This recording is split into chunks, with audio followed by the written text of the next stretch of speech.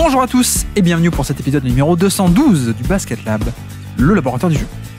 Alors, aujourd'hui, comme tous les lundis, l'hebdomadaire du Basket Lab. L'hebdo, semaine numéro 16. Bon, alors, comment allez-vous en ce lundi matin? Et sacré lundi matin en plus, hein. Je ne sais pas si vous êtes un peu de ces gens qui aiment bien ce sport-là, hein, mais nous sommes le lundi après le Super Bowl. Alors bon, moi évidemment, pour que vous ayez ça dans les oreilles lundi matin, moi j'ai enregistré cette intro dimanche après-midi, donc moi je ne sais pas qui a gagné le Super Bowl, donc tant mieux, je pourrais pas vous spoiler, puisque je sais que voilà, avec le décalage horaire en plus, en France nous avons aussi certaines personnes, moi y compris, qui parfois le regardent 24 heures après, ça peut arriver. Je crois que le fameux Patriots Falcons de février 2017, je l'avais vu 2 ou 3 jours après même. Par petits bouts parce que j'étais à la campagne et j'avais pas internet. Mais voilà. Donc bref, j'espère que vous allez bien. Si vous êtes fan d'une équipe NFL qui a gagné le Super Bowl, tant mieux pour vous. Tant mieux pour vous. J'espère que vous aurez apprécié ce match-là. Donc oui, l'hebdo aujourd'hui pour ce numéro, sachant qu'on n'a pas fait d'épisode sur la trade deadline finalement parce que j'ai pas pu tout simplement. Et puis, mais de toute façon, pourquoi est-ce que je dis ça aussi? Je n'ai pas pu ce week-end faire un truc, mais comme tous les lundis, on va essayer de faire ça, de se mettre en rendez-vous. Vous le savez peut-être déjà, mais tous les lundis, on se retrouve sur Twitch pour disséquer un match. Et donc là, aujourd'hui, normalement, ça devrait être un Denver contre Lakers, qui a été un très bon affrontement. Et si ça vous dit, on pourra aussi discuter un peu de la trade deadline, qui a été relativement faible aussi. Hein, donc c'est pas non plus dérangeant, je trouve, qu'on n'ait pas fait un gros truc dessus. Mais si ça vous dit, on pourra en discuter. Donc voilà. Rendez-vous peut-être sur Twitch ce soir, 21h30. La chaîne du Basket Lab. On pourra parler un peu de trade deadline, hein, notamment pourquoi Bruce Brown n'a pas été échangé, pourquoi Bojan a été échangé, etc. Et donc, ceci étant dit, donc l'hebdo, vous connaissez, hein, avec FD aujourd'hui, FD de QI Basket, notre fameuse hebdo Tactu, hein, tactique et actu, les infos de la semaine, les affiches de la semaine, le focus, les questions auditeurs, le quiz, et restez bien jusqu'à la fin. Je ne dis pas ça parce que j'ai pris des cours de marketing, mais restez bien à la fin, on a un quiz très très très intéressant. Je n'en dis pas plus. Et comme d'habitude, pour soutenir le podcast, des petites étoiles sur iTunes, Spotify, un petit like sur YouTube ou un abonnement sur vos plateformes de podcast préférées. Donc, aujourd'hui, dans notre laboratoire de recherche sur le jeu, l'hebdo du Basket Lab, semaine numéro 16. Bienvenue dans le Basket Lab.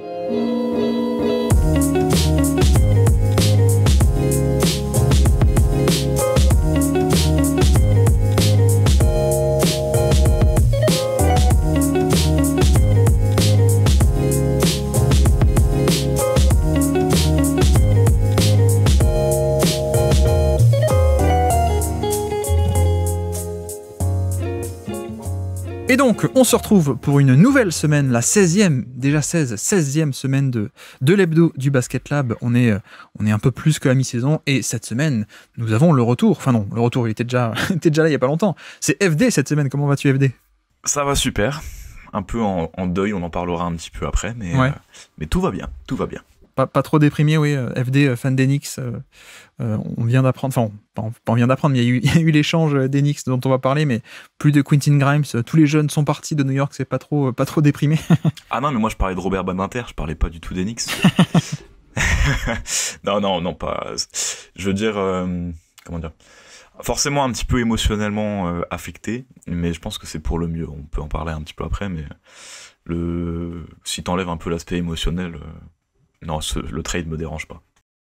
Disons que sportivement, ça a du sens, mais t'as quand même vu toutes tes petites pousses être échangées, quoi. C'est-à-dire qu'il y a, même l'an dernier, c'était encore des Quickley ou des Quentin Grimes qui étaient des éléments importants de l'équipe.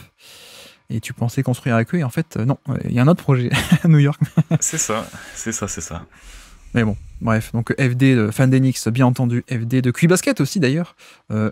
Tu m'as dit en antenne que tu n'as pas d'actu, toi-même.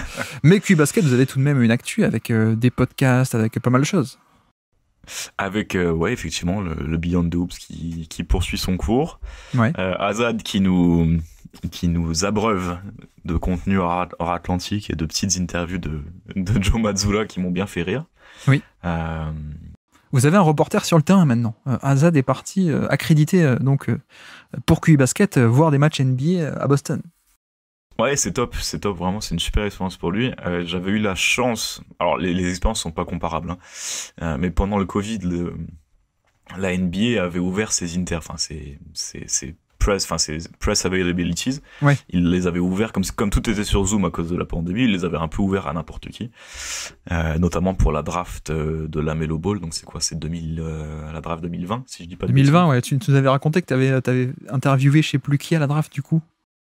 Bah du coup j'avais fait un peu tout le monde de cette draft. J'avais fait la Melo Ball, j'avais fait Killian Hayes dont on peut parler aujourd'hui. Ah oui. J'avais fait Tyrell Terry que j'aimais beaucoup à l'époque mais qui maintenant n'est plus en NBA. Precious Achiuwa qui maintenant joue au Knicks. Tyrese Haliburton, Desmond Bane, pas Anthony Edwards il me semble. Mais non, du coup, ça m'a un peu rappelé ça. Et puis quand il s'est pris la tête avec Joe Mazzulla, ça m'a rappelé quand j'ai posé la question à la Melo Ball. Je lui avais posé une question. Tu sais, à l'époque, enfin toujours maintenant, il avait cette mécanique de tir un peu surprenante. Oui. On va dire non orthodoxe. Et donc je lui avais posé la question en lui demandant très gentiment, est-ce que tu penses que c'est quelque chose qui peut limiter ton efficacité en tant que tireur extérieur en NBA? Et la Melo Ball, bien sûr, qui est sous le feu des caméras depuis qu'il a 11 ans et demi, sait très bien répondre à ces questions. Et donc il m'avait sorti une réponse en langue de bois. Non, je n'écoute pas ce qu'on dit sur mon jeu, je laisserai mon jeu parler quand je suis sur le terrain. Tu vois, l'important, c'est les 3 points. C'est ça, non, mais on c'est est ça, concentré sur le match d'après. Là où d'autres étaient quand même beaucoup plus fébriles en interview, tu vois, des mecs de 19-20 ans, bah voilà, ils sont un peu stressés, ils sont pas encore draftés, donc ils jouent aussi leur place dans la ligue sur ces interviews. Et alors, tu vois, la Melo Ball, lui, zéro stress, il avait pris l'interview depuis sa salle de sport, assis sur une machine d'élévation horizontale. Il faut dire qu'il avait peut-être plus le côté cynique du business parce qu'il est dedans de par sa famille et son père, etc. depuis qu'il a 10-11 ans, quoi. Donc, clairement. En effet. Bon, bref, on salue Azad qui est de retour. Il sera de retour la semaine prochaine, Azad, dans l'hebdo. Là, effectivement, il a été absent, justement parce qu'il était aux États-Unis. Mais voilà, donc Azad, on le retrouve, il va nous raconter tout ça la semaine prochaine. Pour l'instant, c'est FD. Oui, on va essayer de faire une hebdo sans blague aujourd'hui, FD. On va essayer d'être plus sérieux. C'est vrai que la semaine dernière, j'ai un peu abusé sur les blagues, donc on me l'a fait remarquer. Mais allez, on va être sérieux, ok, FD pour cette semaine, soyons sérieux. Donc on y va. FD, c'est un anglais, un allemand et un français qui rentrent dans un bar. Et non, je plaisante. Allons-y pour l'hebdo. Donc je disais, après ce moment anecdote de QI Basket et de FD qui pose des questions à la Melo. Le programme, comme d'habitude, vous le savez, les infos de la semaine, les affiches pour parler des matchs de la semaine écoulée, la partie focus avec aujourd'hui, cette semaine, un thème libre. Vous allez voir, on va en reparler sur la conférence Ouest. Les questions auditeurs, évidemment, j'ai noté toutes vos questions. Et puis le quiz en fin d'émission, sachant que nous abordons un nouveau cycle. C'est le 7e passage pour tout le monde. C'est toi le premier à faire ton 7e passage et tu peux repasser devant tout le monde. Avec un score, il me faut un score parfait ou presque, quoi. Les deux, on a Azad et Baptiste à égalité avec 33 points et toi tu es à 27. Donc tu fais un gros score, tu peux devenir premier de la race, ce qui est assez incroyable quand on connaît les débuts de FD à la race. 6 points de retard, c'est pas si mal quand même. C'est pas si mal. T'avais fait un gros Zidane, non, la semaine dernière? Ouais, j'ai fait 5 ou 6, ouais. Avec notre ami Bobby Portis, dont on va reparler tout à fait aujourd'hui dans les affiches de la semaine. Bref, donc attaquons d'entrée après toute cette petite discussion. Donc les infos de la semaine, si tu veux bien, on peut commencer par là. La trade deadline, c'est un peu le gros événement info de cette semaine, évidemment de cette semaine écoulée.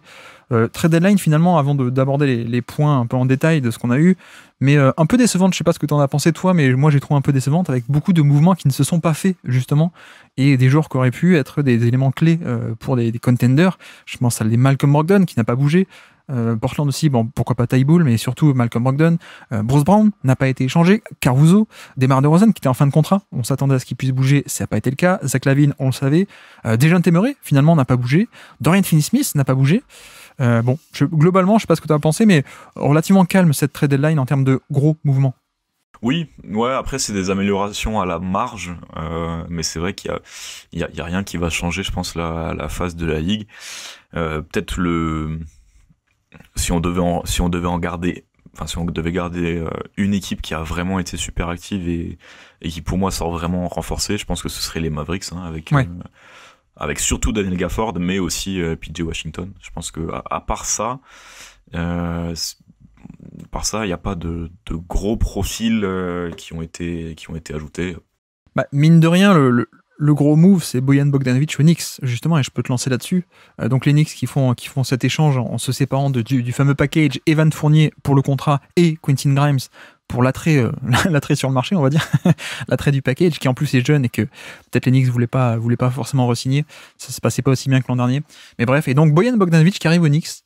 On savait qu'il y avait l'option peut-être Bruce Brown qui était disponible, mais ils ont fait ce choix de Bojan qui, je pense, peut s'expliquer parce que c'est aussi un profil différent de DiVincenzo, de Josh Hart et de Bruce Brown aussi du coup.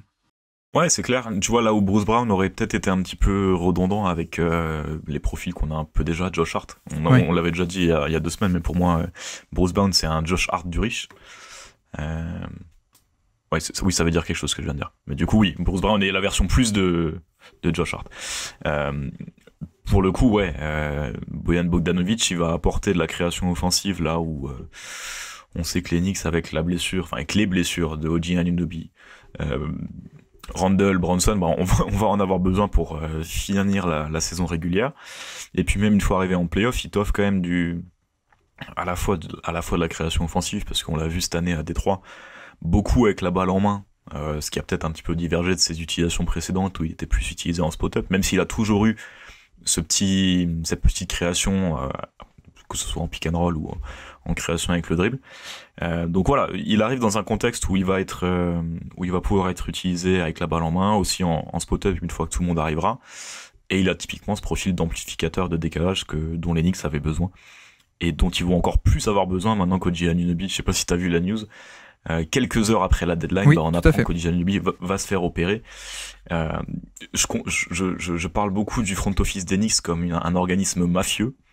Avec tu sais toutes les implications familiales, tu vois, t'as le clan Bronson, t'as le clan Rose, t'as le clan CAA, tu vois, et bah t'as là les pour moi c'est Sopranos encore ouais, c'est encore un move de mafieux où ah bah tiens, une fois que on a chopé ce qu'on voulait, une fois qu'on a chopé de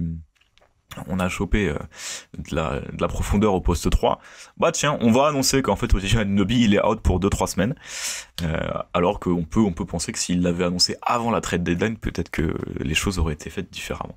Ouais. Donc pour le coup une très bonne amélioration pour les Knicks, importante pour les playoffs, mais surtout primordiale pour la fin de saison régulière qui, sans cet ajout, aurait pu être très compliqué. On verra, on espère que le spacing de Bogdanovic va faire du bien aussi. Et de l'autre côté, Quentin Grimes qui va à Détroit. Donc Détroit récupère ses bird rights aussi, du coup. Enfin, en tout cas, ses droits de le prolonger, puisqu'il a encore un contrat rookie.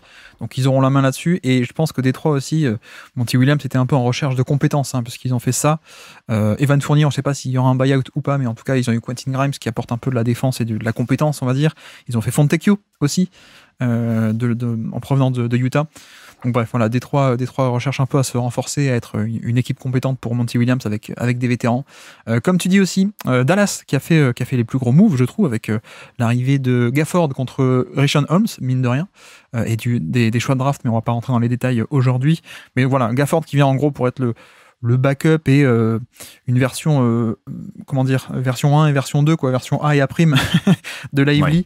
Ouais. Voilà, en termes de verticalité, en termes de rim protection quand il ne fait pas trop de fautes, et surtout, je sais pas toi ce que tu en as pensé, mais moi c'est la grosse surprise de voir déjà le projet Grant Williams abandonné, parce que il venait d'être signé à la Free Agency de 2023. Certes, il a été un peu décevant, mais bon, déjà c'est pas sur beaucoup de temps, à peine 3 mois. En plus, c'est décevant à l'échelle de Jason Kidd, le coach. Je suis pas sûr que, pour moi c'est pas non plus l'alpha et l'oméga, mais bon, qu'il soit décevant, ok. À la limite que tu l'échanges déjà, je veux bien admettre aussi, mais c'est vrai que j'ai été surpris qu'il soit échangé pour PJ Washington, qui est pas forcément un joueur que je trouve à ce point, déjà à ce point différent dans le profil de Grant Williams, et même pas largement meilleur en fait. Ouais, alors il y a deux choses pour moi. Un, il y a l'expérience Grant Williams qui était légèrement décevante et à mon avis, ils se sont rendus compte qu'offensivement, c'était pas forcément le profil qu'il leur fallait. Maintenant, est-ce que PJ Washington a le profil qu'il leur faut? Bah, je pense pas non plus, mais ça, à la limite, on verra. Ouais. Et le deuxième point qui pour moi est pas à négliger là-dessus, c'est un petit peu la résurgence de Maxi Kleber. Tu sais, on en avait parlé cet été. À la fin de la non, comment ça s'appelle? La syllabe. La syllabe, merci. On en parlait à la fin de la syllabe en parlant sur l'épisode des joueurs blessés. Où on disait ouais, voilà, Maxi Kleber, il arrive un peu en fin de. Est-ce qu'il arriverait pas un peu en fin de course? Physiquement, ça va moins bien et donc forcément, ça impacte sa défense. Ben, cette année, je trouve que c'est beaucoup mieux. Et du coup, peut-être que il y a aussi ça qui est rentré en compte en disant bon, bah en fait, Maxi Kleber est encore dans le coup. Donc Grant Williams et plus forcément un profil dont on avait besoin, donc on va chercher à s'améliorer, on va chercher quelqu'un d'autre, et c'est là qu'intervient PJ Washington. Bon, on verra ça. C'est vraiment un profil très similaire, hein, de intérieur relativement mobile, qui fait de très bon en passing, en mouvement, etc. Mais bon, niveau efficacité, niveau shoot, c'est pas trop ça. On verra. On va pas trop développer. Hayward, qui va à OKC, qui pour le coup est un vrai mot financier, hein, je pense, même si le fit théorique peut dans la théorie s'entendre, mais bon, Hayward est quand même en fin de parcours, plus beaucoup de jus dans le moteur, et surtout il est en fin de contrat, donc je pense qu'OKC et son propriétaire qui aime bien l'argent apparemment, c'était aussi pour économiser un peu de sous, et dans le meilleur des cas, peut-être si ça marche, on peut le re-signer, mais voilà, fin de contrat pour Hayward, donc c'était l'attrait principal. Pareil pour Toronto, qui a fait un échange pour Olynyk. On s'attendait à ce qu'Olynyk aille dans une bonne équipe, mais finalement Toronto l'a pris parce que fin de contrat, donc ça va créer du cap space, c'est un trade pour créer du cap space. Pareil, ils ont échangé Schroeder contre Dinwiddie, on s'est dit mais pourquoi? Mais en fait c'est parce que Schroeder était sous contrat pour encore 1 an, je crois.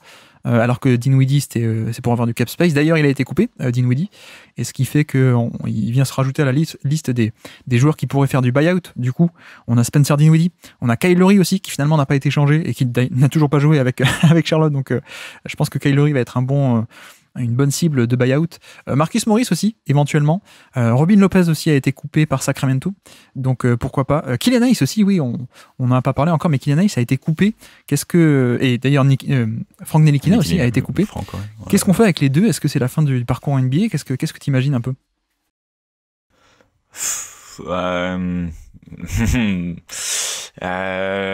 Pour Franck, je pense qu'on y arrive tout doucement quand même, parce que là, Franck, ça fait 2 fois en fait qu'il est, même 3 si on prend sa signature au Mavericks, ça fait 3 fois qu'il est dans cette situation-là où il a plus de contrat et on se demande bon, Europe ou encore en NBA. Finalement, les Mavs vont le chercher, mais ils en font pas grand-chose. Charlotte va le chercher, mais n'en fait pas grand-chose non plus. Donc voilà, je pense que là, on arrive peut-être on arrive à la fin, je pense, des équipes qui ont encore un attrait pour lui. Je lui souhaite pas, hein, c'est quelqu'un que j'adore. Mais je pense effectivement qu'un retour en Europe est sûrement le plus probable. Pour Killian Hayes, je suis plus partagé, parce que justement, il n'y a pas eu cette tentative, cette expérimentation. Tiens, on va le mettre dans un autre contexte, peut-être que ça fonctionne bien. Même si au final, en fait, le contexte de Détroit, on va dire, on lui a donné les responsabilités, quoi. On peut pas dire qu'à Détroit, il a été limité en termes d'opportunités. Ouais. Maintenant, voilà, effectivement, peut-être que le faire passer dans une équipe qui joue pas grand-chose et lui donner encore une chance, typiquement en Memphis, où là, actuellement, ils font jouer un meneur d'1m75, pourquoi pas? Il me semblait avoir lu que Memphis était intéressé par lui avant la trade deadline. Et ce qui colle un peu avec... bon, en plus, ils ont une fin de saison, ils vont tout dérouler, et puis on verra, quoi. Mais ça ne m'étonnerait pas qu'il ait peut-être une chance ou deux, mais c'est vrai que la différence entre ce qu'on attendait, en termes notamment de scoring, et ce qu'on a eu, qui est vraiment abyssal, alors qu'il n'était pas censé être aussi mauvais au scoring, en termes de toucher de balle, de finition, de jump shot, etc. On a quasiment rien, quoi, avec Killian Hayes. Donc, est-ce que le passing et peut-être un peu de défense à développer pourront suffire à maintenir un rôle? C'est pas sûr. Et aussi pour ajouter, on a joué un peu sur le Discord du coup pendant la trade deadline, puisque donc il a été coupé, il a été pas échangé, il a été coupé littéralement. Killian Hayes, enfin non pas littéralement, son contrat a été coupé, pardon. Excusez-moi, j'utilise très mal littéralement parfois, je m'en excuse. Donc oui, Killian Hayes coupé. On a fait la liste des joueurs qui depuis 10 ans ont été coupés ou alors n'ont pas fini leur contrat rookie, tu sais, des joueurs du top 10 de draft, un peu star. Quand tu es signé au premier tour, tu as un contrat de 4 ans, mais avec 2 années optionnelles. Et donc, quelle est la liste des joueurs du top 10 de draft, donc plutôt draftés très haut, qui n'ont pas fini leurs 4 ans, soit parce qu'ils ont été coupés, soit parce que la 4e option n'a pas été levée par leur équipe en question. On est à Killian Hayes, on a Jared Culver, qui était un énorme gâchis aussi, que je croyais beaucoup. Ouais. Josh Jackson, à l'époque, aussi. Marquis Chris, tiens, deux joueurs des Suns de la même époque, malheureusement. Jalil Okafor, d'ailleurs, aussi, n'a pas eu sa 4e option du contrat rookie. Mario Hezonja, de la draft 2015 aussi. Et puis Anthony Bennett, pour remonter à il y a 10 ans. Donc voilà les joueurs du top 10 qui n'ont pas fait leurs 4 ans. Voilà pour cette petite parenthèse. Donc Killian Hayes, on suivra ça évidemment, où est-ce que ça peut atterrir. Fin de la trade deadline aussi pour être complet. Pas de Beverley aux Bucks, voilà, ça y est, Doc Rivers a son vétéran qui va jouer en le point of attack defense. Les Suns qui s'en sortent bien avec du Royce O'Neal et du David Roddy aussi, donc un peu de profondeur à l'aile. Ça fait du bien pour une équipe qui va jouer les playoffs. Donc voilà un peu de 3&D, ou en tout cas d'ailier, toujours appréciable. Et puis Buddy Hield aussi qui va aux Sixers. Donc Buddy Hield, je ne sais pas si tu sais, mais Buddy Hield n'a encore jamais disputé des playoffs. Et dans l'histoire, c'est le 4e plus gros total de matchs NBA joués sans connaître les playoffs. Voilà, Buddy Hield est 4e all-time. Il a jamais été en playoff? C'est pas possible. Bah non, il a été à Sacramento, Indiana. Et même, ouais, c'est vrai, ouais. Wow. Draft 2016, Buddy Hield. Il a fait Pelicans pour quelques mois, ensuite il va à Sacramento dans le trade de Cousins. Sacramento, pas de playoff évidemment à l'époque. Donc il a fait 600 matchs en carrière, toujours pas de playoff. Il est 4e all-time derrière Tom Van Arsdale, Otto Moore et Nate Williams, qui sont des joueurs des années 70 du coup. Donc Buddy Hield. Et puis en termes de minutes total même, 17 000 minutes en carrière, 17 500 presque quasiment. Et le 2e plus gros total de minutes jouées sans connaître les playoffs. Là ça y est, a priori il va les connaître enfin du côté des Sixers. Donc voilà, un peu de spacing côté Sixers. Bref, on avance. Quelqu'un qui n'a pas été échangé, c'est PJ Tucker, qui n'a pas été échangé, mais qui ne va pas demander un buyout, lui, pour le coup, donc il restera aux Clippers a priori. Joe Harris a été coupé aussi. Joe Harris, vraiment descente un peu aux enfers pour Joe Harris, qui il y a 2-3 ans encore été un top joueur en sortie d'écran, un peu à la Duncan Robinson. Donc voilà. Miles Bridges aussi, qui on l'a appris, est dans un contrat un peu particulier. Il a signé la qualifying offer, donc qui est en gros un contrat minimum de 1 an, mais particulier, donc il pouvait faire un veto. Et donc voilà, il a clairement communiqué, non mais je peux mettre mon veto et je le mettrai pour n'importe quel trade. Donc Miles Bridges finalement reste à Charlotte. Pour sortir un peu des trades, Joel Embiid a été opéré, ça y est. Donc le reste de sa saison pourrait être en danger. On ne sait pas encore combien de temps. Je sais même que Steve Kerr s'inquiétait un peu en se disant mais est-ce qu'il va pouvoir jouer les JO à Paris carrément. Wow. Mais voilà, on ne sait pas si Joel Embiid va pouvoir rejouer du tout de la saison. Il pourrait revenir, mais on ne sait pas dans quel état non plus. Donc malheureusement un peu compliqué pour Philadelphie. Tu m'arrêtes si tu veux réagir. Ouais, non, je t'en prie. Sinon, Vanderbilt aussi s'est blessé au pied. Jared Vanderbilt qui venait de revenir il y a quelques semaines, blessé au pied assez sérieusement, côté Lakers, donc malheureusement. Steve Kerr aussi d'ailleurs, on parlait de Steve Kerr. Steve Kerr qui dit on peut aller au bout avec ce groupe-là, des Warriors. Là encore, je pense qu'on est un peu dans de la com, surtout que de l'autre côté, Klay Thompson, il fait un peu la tête d'être remplaçant, donc la saison de Golden State qui n'a pas fait de move à la trade deadline, ça sent de moins en moins bon, je trouve. Au bout de quoi? Au bout de la saison régulière avec ce groupe? Oui, parce qu'il faut lui dire qu'il va être obligé d'aller au bout de la saison régulière avec ce groupe. La trade deadline est passée. Tu as raison. De facto, ils vont y arriver au bout de la saison, mais où, en fait? Oui, à quelle position, ouais. En effet. Toujours dans les news de la semaine, le décès de Earl Cureton. Est-ce que tu connais, tu sais qui il était? Non. 66 ans, Earl Cureton. 700 matchs NBA au total, et passé par la France. Je sais pas si tu savais, toi qui connais un peu plus le basket européen, passé par Tours dans les années 90, qui était un ancien joueur notamment des Sixers. Il a une bague, il a gagné un titre en 83 avec les Sixers de Dr. J, et puis aussi à Houston en 94 en fin de carrière. Et puis surtout, il a été coaché en fac par Dick Vitale, tu sais, Dick Vitale, le fameux commentateur, mais voilà, qui à l'époque était coach. Mais il a été coaché par cet homme-là à la fac, et depuis il était ambassadeur pour les Pistons après la fin de sa carrière. Donc voilà, décès notable cette semaine, mine de rien. Plus léger, FD, Doc Rivers trouve ridicule d'être le coach au All-Star Game. J'ai envie de dire, nous aussi non. Mais oui, mais il pourrait aussi céder sa place, non? Oui, alors je crois qu'il a demandé à ce que son staff y aille, mais pas lui. Mais j'ai l'impression qu'on lui a dit non, mais effectivement, c'est un peu... Oui, bah c'est bien de sa part. C'est c'est une belle introspection. Oui, bah, il vient d'arriver. Alors pour expliquer, c'est le coach de la première équipe au classement qui est toujours le coach de l'Est, sauf s'il a déjà été l'année d'avant. Et donc Boston est premier, mais Mazzulla l'a déjà été l'an dernier, donc on va chercher le deuxième. Le deuxième, c'est Doc Rivers. Mais effectivement, Doc Rivers vient d'arriver. Et bon, c'est un peu bizarre, mais est-ce que ce serait pas encore plus bizarre qu'on fasse revenir Adrian Griffin pour être coach du All-Star Game? Peut-être. Ce serait magnifique. Avec Giannis, ça se passerait magnifiquement. Ah ouais, je pense, ouais. D'ailleurs, en parlant de All-Star Game, Scottie Barnes et Trae Young ont été repêchés pour les blessures de qui? De Randle et de je ne sais plus qui d'ailleurs. Et de Embiid, ouais, merci. Donc voilà pour le All-Star Game. Les Lakers, 3 statues pour Kobe Bryant. Je ne sais pas si tu as vu ça aussi. On a dévoilé une première statue, mais il va y en avoir 3 au total pour Kobe. Est-ce que tu es capable de me dire qui sont les 5 autres Lakers qui ont une statue devant le Staples Center, enfin devant la salle des Lakers maintenant? Magic. Ouais. Karim. Oui. Jerry West. Oui. Wilt. Tout à fait. Non, pas Wilt, non. Pas Wilt. Il t'en manque 2. Il m'en manque 2, ouais. Pas Wilt. James Worthy. Non, pas James Worthy, mais un ailier encore plus ancien. Oui. Bah, Elgin... Attends, j'ai une connerie, non? Oui, c'est Elgin ça. Baylor. Exactement, Elgin Baylor. Et un plus récent et plus mastoc. Shaq. Oui, Shaq. Exactement, Shaquille O'Neal, ouais, tout à fait. Et donc voilà, Kobe a déjà eu une première statue et en aura 3 en tout devant l'antre des Lakers. Donc voilà. LeBron James, un peu énigmatique quant à son avenir, puisqu'il a une player option sur 2025, mais il ne sait pas trop s'il va la prendre, il ne sait pas trop s'il va prendre sa retraite.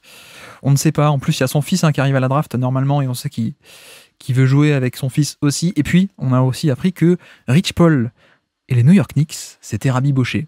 Donc je te pose la question, FD, est-ce que c'est possible, enfin, c'était quoi, c'est 14 ans après la Free Agency 2010, est-ce que enfin on va avoir LeBron James chez les Knicks?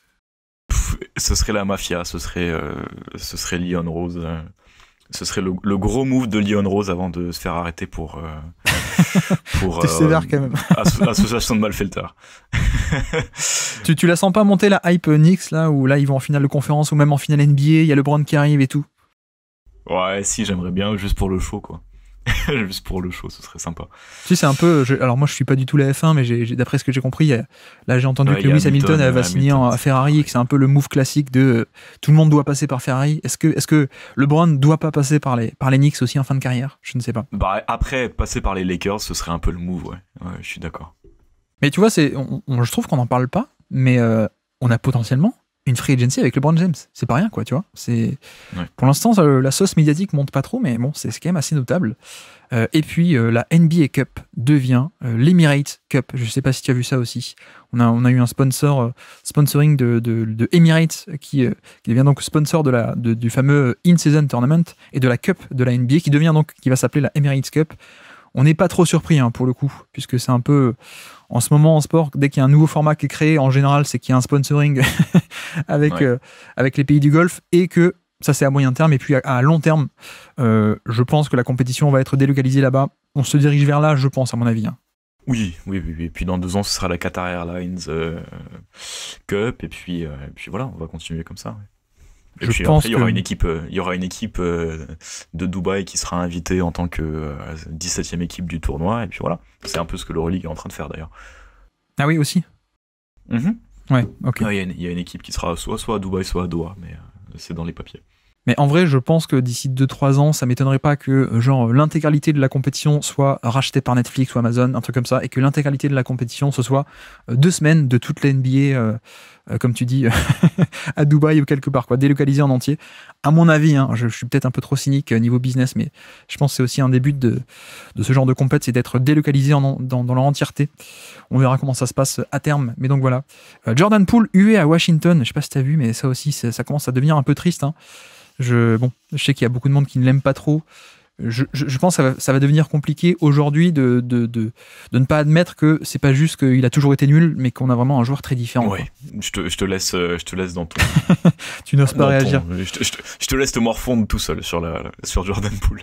Non, mais je pense franchement, je pense qu'il y a un problème mental, je sais pas, je pense qu'il y a un truc, mais clairement, Je veux bien qu'on soit un peu pas aussi chaud que moi sur son profil, mais là, c'est pas le vrai Jordan Poole, quoi. Là, c'est quelqu'un en grande difficulté, qui a carrément été hué par son public, etc.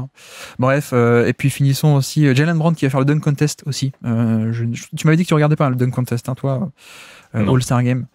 Dunk contest, donc ça va être Jalen Brown, Jaime Jaquez, Jacob Toppin, qui est donc le frère, hein, c'est ça? Ouais. Le frère de qui a joué 20 minutes hier soir, puisque personne n'était là au Knicks avec les trades. Il a joué 20 minutes en même temps que Taj Gibson. Et puis le retour de Mac McClung. Donc voilà pour votre line-up pour le dunk contest. Comme d'habitude, moi je regarderai le lendemain s'il y a eu quelque chose de bien ou pas. Mais sinon, je regarderai pas du tout en direct ce dunk contest.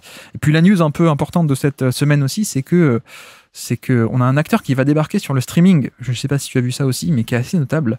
ESPN, Fox et Warner Bros, donc qui détient ABC, se sont alliés pour créer une plateforme de streaming pour faire concurrence justement un peu à Amazon, à Google YouTube, à Netflix, à Apple. Et donc on a en gros les gros diffuseurs TV traditionnels, hein, ESPN, Fox et Warner Bros, ABC, qui s'allient pour créer une plateforme et pour être un nouveau concurrent là-dessus, pour peut-être le nouveau contrat TV. On verra, mais il est possible que d'ici le mois de mai, on ait un nouveau contrat TV avec plus seulement les anciennes chaînes de TV, mais au contraire du streaming de la part de ESPN, Fox et Warner Bros. Donc voilà, info assez notable. On a fait un podcast là-dessus, hein, sur le nouveau contrat TV. Si ça vous intéresse, avec Antoine Tarfou, je vous renvoie vers celui-ci.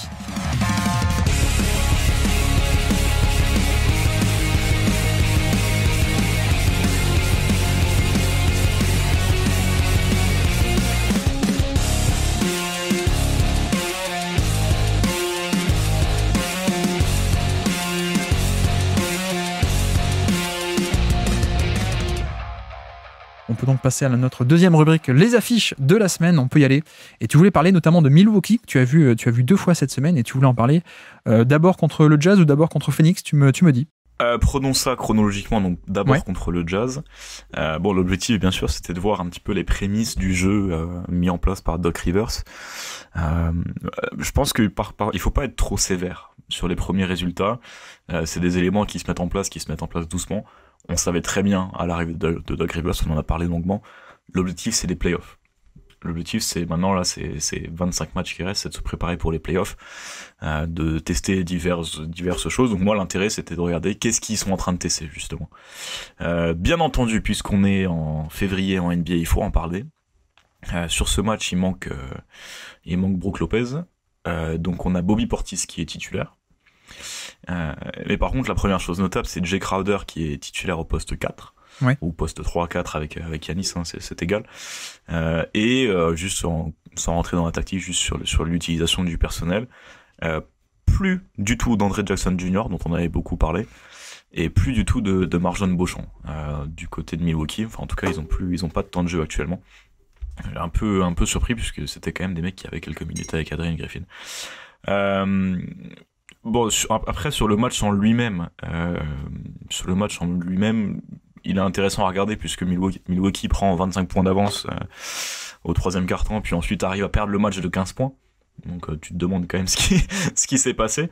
Mais non, défensivement, le Jazz, on a le mur habituel contre Giannis, avec une défense très agressive, énormément de stunts. Donc on vient aider, on vient limiter le drive en venant...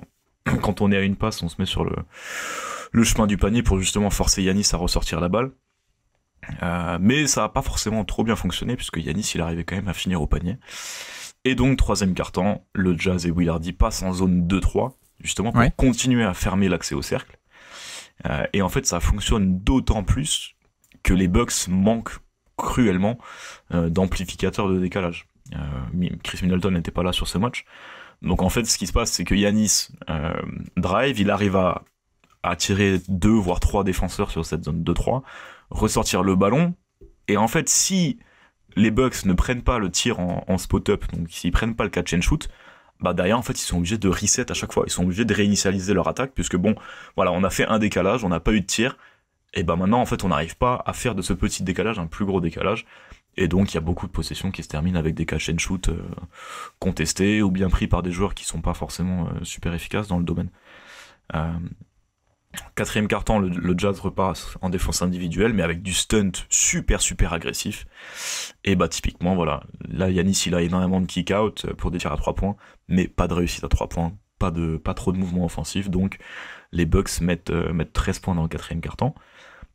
Au-delà de ce match-là, où il manque Chris Middleton, au-delà de ce match-là, ça me pose quand même la question, pour les playoffs, je pense par exemple aux Heat, qui utilisent historiquement énormément de zones.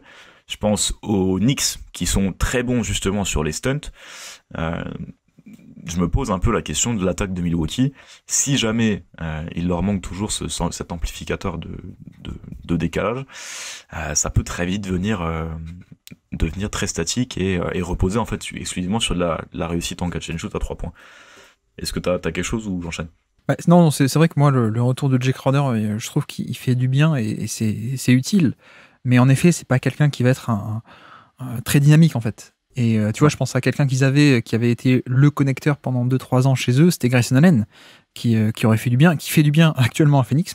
Mais effectivement, ça manque un peu de ce profil. Et aussi sur les jeunes dont tu parlais, on se moque un peu de Doc Rivers parfois, et parfois on grossit le trait, mais parfois il y a aussi un fond de vérité. J'ai l'impression, tu sais, le côté Doc Rivers, il aime bien les vétérans. Bah ouais, je crois que il y a un match où c'est contre Phoenix, non, où il n'y a pas Lillard ou un truc comme ça.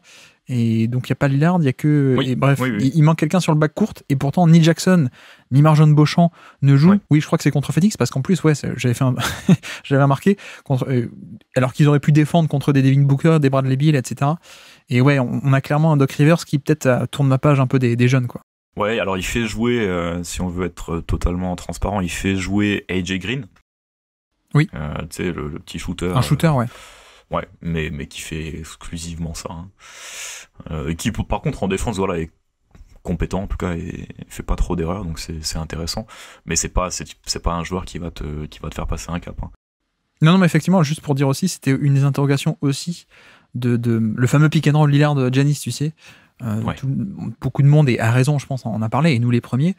Mais c'est vrai qu'il y a aussi une interrogation un peu sous les radars de comment est-ce que tu animes le reste de l'équipe, en fait, autour de ce pick and roll, et comment est-ce que tu arrives à en faire quelque chose de dynamique, justement. Et c'est vrai que c'est pas un élément aussi évident que ça, parce que Brook Lopez, ok, il y a le spacing, mais ça bouge quand même pas beaucoup. Jake Crowder non plus, ça bouge quand même pas beaucoup. Middleton, il peut jouer un peu ce rôle, mais en plus avec ses blessures, etc. Le seul qui peut jouer un peu ce rôle de connecteur et amplifier des décalages et animer un peu le jeu off-ball autour du pick and roll, ce serait peut-être pas de Connaughton, mais qui a aussi peut-être parfois certaines limites autres. Ils ont ramené Beverley, mais c'est pas non plus un gros dynamiteur, Beverley. Donc ouais, je pense que la question se pose en effet sur cet écosystème autour du pick and roll de Lillard et Giannis, et même autour tout simplement de l'attaque des Bucks. Ouais, une chose que j'ai notée quand même sur l'attaque, qu'on voyait moins avec Adrian Griffin, c'est le retour du pick and roll super haut pour Damian Lillard, notamment contre le drop, ouais. Puisque Walker Kessler fait du drop avec le Jazz, et donc on les pose un peu comme Terry Stotts faisait à Portland. On fait poser les écrans super haut, presque au niveau du logo, pour donner de la vitesse à Damian Lillard et pour amplifier en fait l'espace qu'il a pour attaquer. Donc ça il l'utilise un petit peu plus que avant. Mais par contre voilà, moi le Jazz, c'est vrai que je les ai pas. Bon, je les ai quand même bien regardés cette année, mais je suis peut-être vachement en retard dessus. Je sais que voilà, Willardy offensivement c'est très fort, mais c'est la première équipe que je vois. Tu sais, on dit souvent quand tu mets un pivot dans le corner, un pivot non shooter. Ouais. Il y a la qualité qu'il peut faire pour en fait créer du spacing, c'est, tu sais, faire les mains à main. Donc il reçoit la balle et il fait un main à main, comme le défenseur du pivot est super loin. Tu te retrouves en fait à poser un écran, tu te retrouves à 2 contre 1 je sais pas si c'est ce que oui, en fait quand t'as quelqu'un qui abandonne le pivot très loin, ouais, tu fais un renversement de jeu très très vite vers ce pivot là, et ça. Du coup ça crée un 2 contre 1 au niveau du pivot, et que son défenseur est très loin, donc il peut pas revenir à temps. Donc ouais, c'est les dribble and off surprise en fait. C'est ça, c'est ce que Bam fait beaucoup, c'est ce que Draymond Green fait aussi beaucoup, ouais, depuis qu'il a plus de tir. Mais en fait, moi, ce que, tu vois, sur Bam ou sur Draymond Green, je trouve que c'est souvent fait en scramble, tu sais, c'est quand l'attaque, oh merde, il a la balle dans le corner, il faut qu'on trouve quelque chose, tiens, on va faire ça. Et là, pour le coup, c'est la première fois que je vois un play qui planifie ça, en fait. Donc on met Walker Kessler dans le corner, on donne la balle à Keyonte George, qui d'ailleurs est magnifique, franchement, j'adore ce profil. Et en fait, on va planifier là-dessus, quoi. Et donc ils ont 1 ou 2, 3 points sur cette situation-là où ils vont le planifier, ils vont le jouer. Donc je rejoins le train de la hype sur l'attaque du Jazz. Ouais.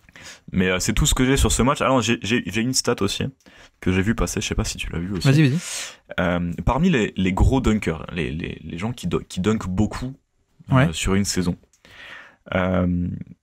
Comment je peux attendre les gens qui dunkent beaucoup sur une saison, qui est dans l'histoire depuis 96, puisque c'est là que c'est traqué, en pourcentage de dunk assisté et non assisté, quel est le joueur qui a le plus de dunk non assisté, donc entre guillemets, quel est le joueur qui se crée le plus de dunk qui ne sont pas issus d'une passe?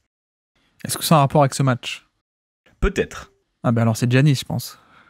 Sur les 10, depuis 96, le top 10 des saisons avec le plus de pourcentage de dunk non assisté, donc de dunk auto-créé, Giannis occupe les 6 premières places. Ouais, voilà. Donc en fait, les 6 saisons de Giannis sont les meilleures sur cette stat de dunk auto-créé, dunk qui ne proviennent pas de la création d'autrui. C'est pour ça qu'on l'appelle le Shaq 2.0 et le Shaq 2.0 dans le jeu moderne, quoi. En gros, c'est le Shaquille O'Neal dans le jeu moderne, c'est ça, c'est-à-dire plus de dribble, plus de création et donc comme le jeu est différent, il y a des requis un peu différents, mais c'est Shaquille O'Neal, mais avec les standards d'aujourd'hui, quoi. C'est-à-dire autocréation de tirs de haut niveau et notamment de dunk et une domination à l'intérieur qui est fabuleuse depuis 5 ans maintenant, 5-6 ans. Donc on a effectivement. Et donc le Milwaukee contre Phoenix aussi, tu as vu. Et qu'est-ce que tu as vu sur ce match-là en particulier?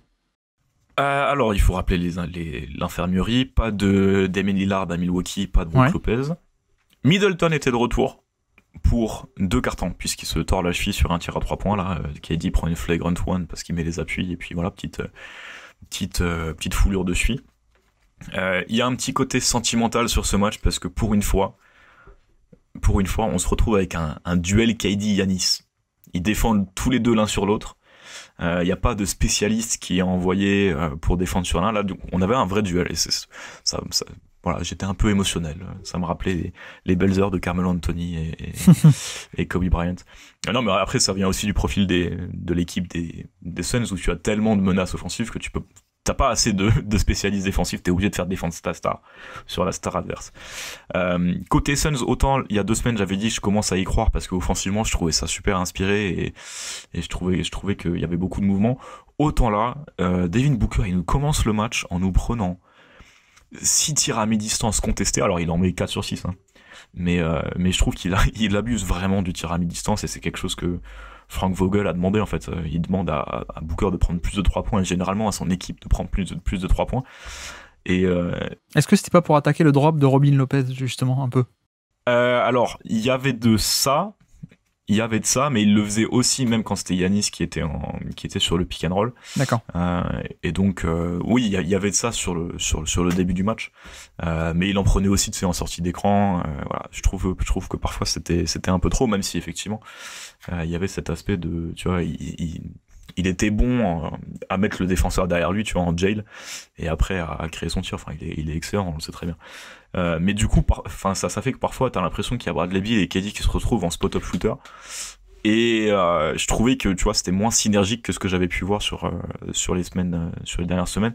Preuve en est, sur ce match-là, il y a 17 passes décisives pour les Suns. Pour référence, par match, la pire équipe de NBA, c'est Portland qui a 22 en moyenne par match. Ouais. Là, les Suns en font 17 et ils mettent 8-3 points sur le match, quoi. Donc en fait, c'était vraiment, on retombe un peu dans les travers qu'on pouvait espérer, enfin qu'on pouvait risquer, enfin qu'on pouvait prévenir, craindre de parfois un peu, tu sais, à toi, à moi. Une fois c'est une isolation de Booker, une fois une isolation de KD. De temps en temps, on en donne une à Bradley Beal pour pas qu'il soit insatisfait. Mais au final, bon, les Suns gagnent le match parce que Giannis est tout seul, hein. Il y a pas Middleton, pas Lillard, même pas Brook Lopez. Et en fait, il est bien gêné par Il est bien gêné par KD qui défend très bien sur lui. Donc voilà, à la fin du match, Giannis fait 6 passes décisives, mais il perd 5 balles, quoi. Tu vois, c'était pas un super match propre en création pour Giannis. Du coup, si on doit faire une petite synthèse des débuts de Doc Rivers, il y a l'aspect des blessures qui rentrent en jeu, bien sûr, mais on n'est pas, c'est sûr, on s'attendait pas à une révolution stratégique offensive, on ne l'a pas, mais maintenant, voilà, je pense qu'il faut quand même attendre que les 3 soient là, et enfin que même les 4 soient là, en comptant Brook Lopez, pour vraiment tirer de grandes leçons pour moi. On a tout de même, alors si tu me diras, c'est même pas 10 matchs, mais je trouve que l'attaque est pas non plus, c'est pas fabuleux, quoi, tu vois. Autant de l'autre côté, avec Griffin, on avait la défense, ça marchait pas, c'était un peu brouillon en termes de quel schéma on utilise, qu'est-ce qu'on fait. Parfois, on disait, mais pourquoi tu fais du drop, pourquoi tu fais pas du drop avec Brook Lopez, etc. Mais au moins, l'attaque, il y avait des trucs intéressants. On en avait parlé d'ailleurs dans l'hebdo, comment est-ce qu'on utilise Giannis pour créer un peu un faux spacing ou ce genre de choses. Il y avait quand même des pointes assez intéressantes. Là, avec Doc Rivers, bon, pour l'instant, on n'a rien eu, mais bon, on va dire petit échantillon, donc ne nous emballons pas. Mais en effet, on va avoir affaire à des Bucks vétérans, en tout cas. Avec Pat Bev, ouais, on est dans les années 2010, c'est bien. Et puis peut-être aussi pour préciser, oui, c'est vrai que je l'ai pas fait dans les infos de la semaine, mais Lillard est un peu en difficulté. Il a avoué lui-même, il a communiqué que oui, effectivement, il se sentait pas très bien parce que dans sa vie perso, c'est un peu compliqué. Hein. Il est déjà un déménagement de Portland à Milwaukee. Je crois qu'il a un divorce aussi. Donc voilà, si vous posez un peu la question de pourquoi est-ce que ça va pas trop sur le terrain parfois, ou c'est pas aussi fantastique que ça pourrait pour Lillard, c'est parce qu'il y a aussi des petits problèmes hors terrain qu'il a communiqué. Donc voilà, mais on espère que d'ici peut-être le mois avril-mai, on est en retour en forme. Et enfin, peut-être, enfin, ce pick and roll Lillard-Giannis, très bien utilisé, quoi. Parce que je pense que, mine de rien, et tout ce qu'on peut critiquer, et tout ce qu'on peut parfois blaguer en termes de critiques sur Doc Rivers ou autre, je pense qu'on a une équipe qui actuellement ne tourne pas hyper bien, mais qui a un potentiel, mine de rien, d'aller en finale NBA, quoi. Oui, totalement.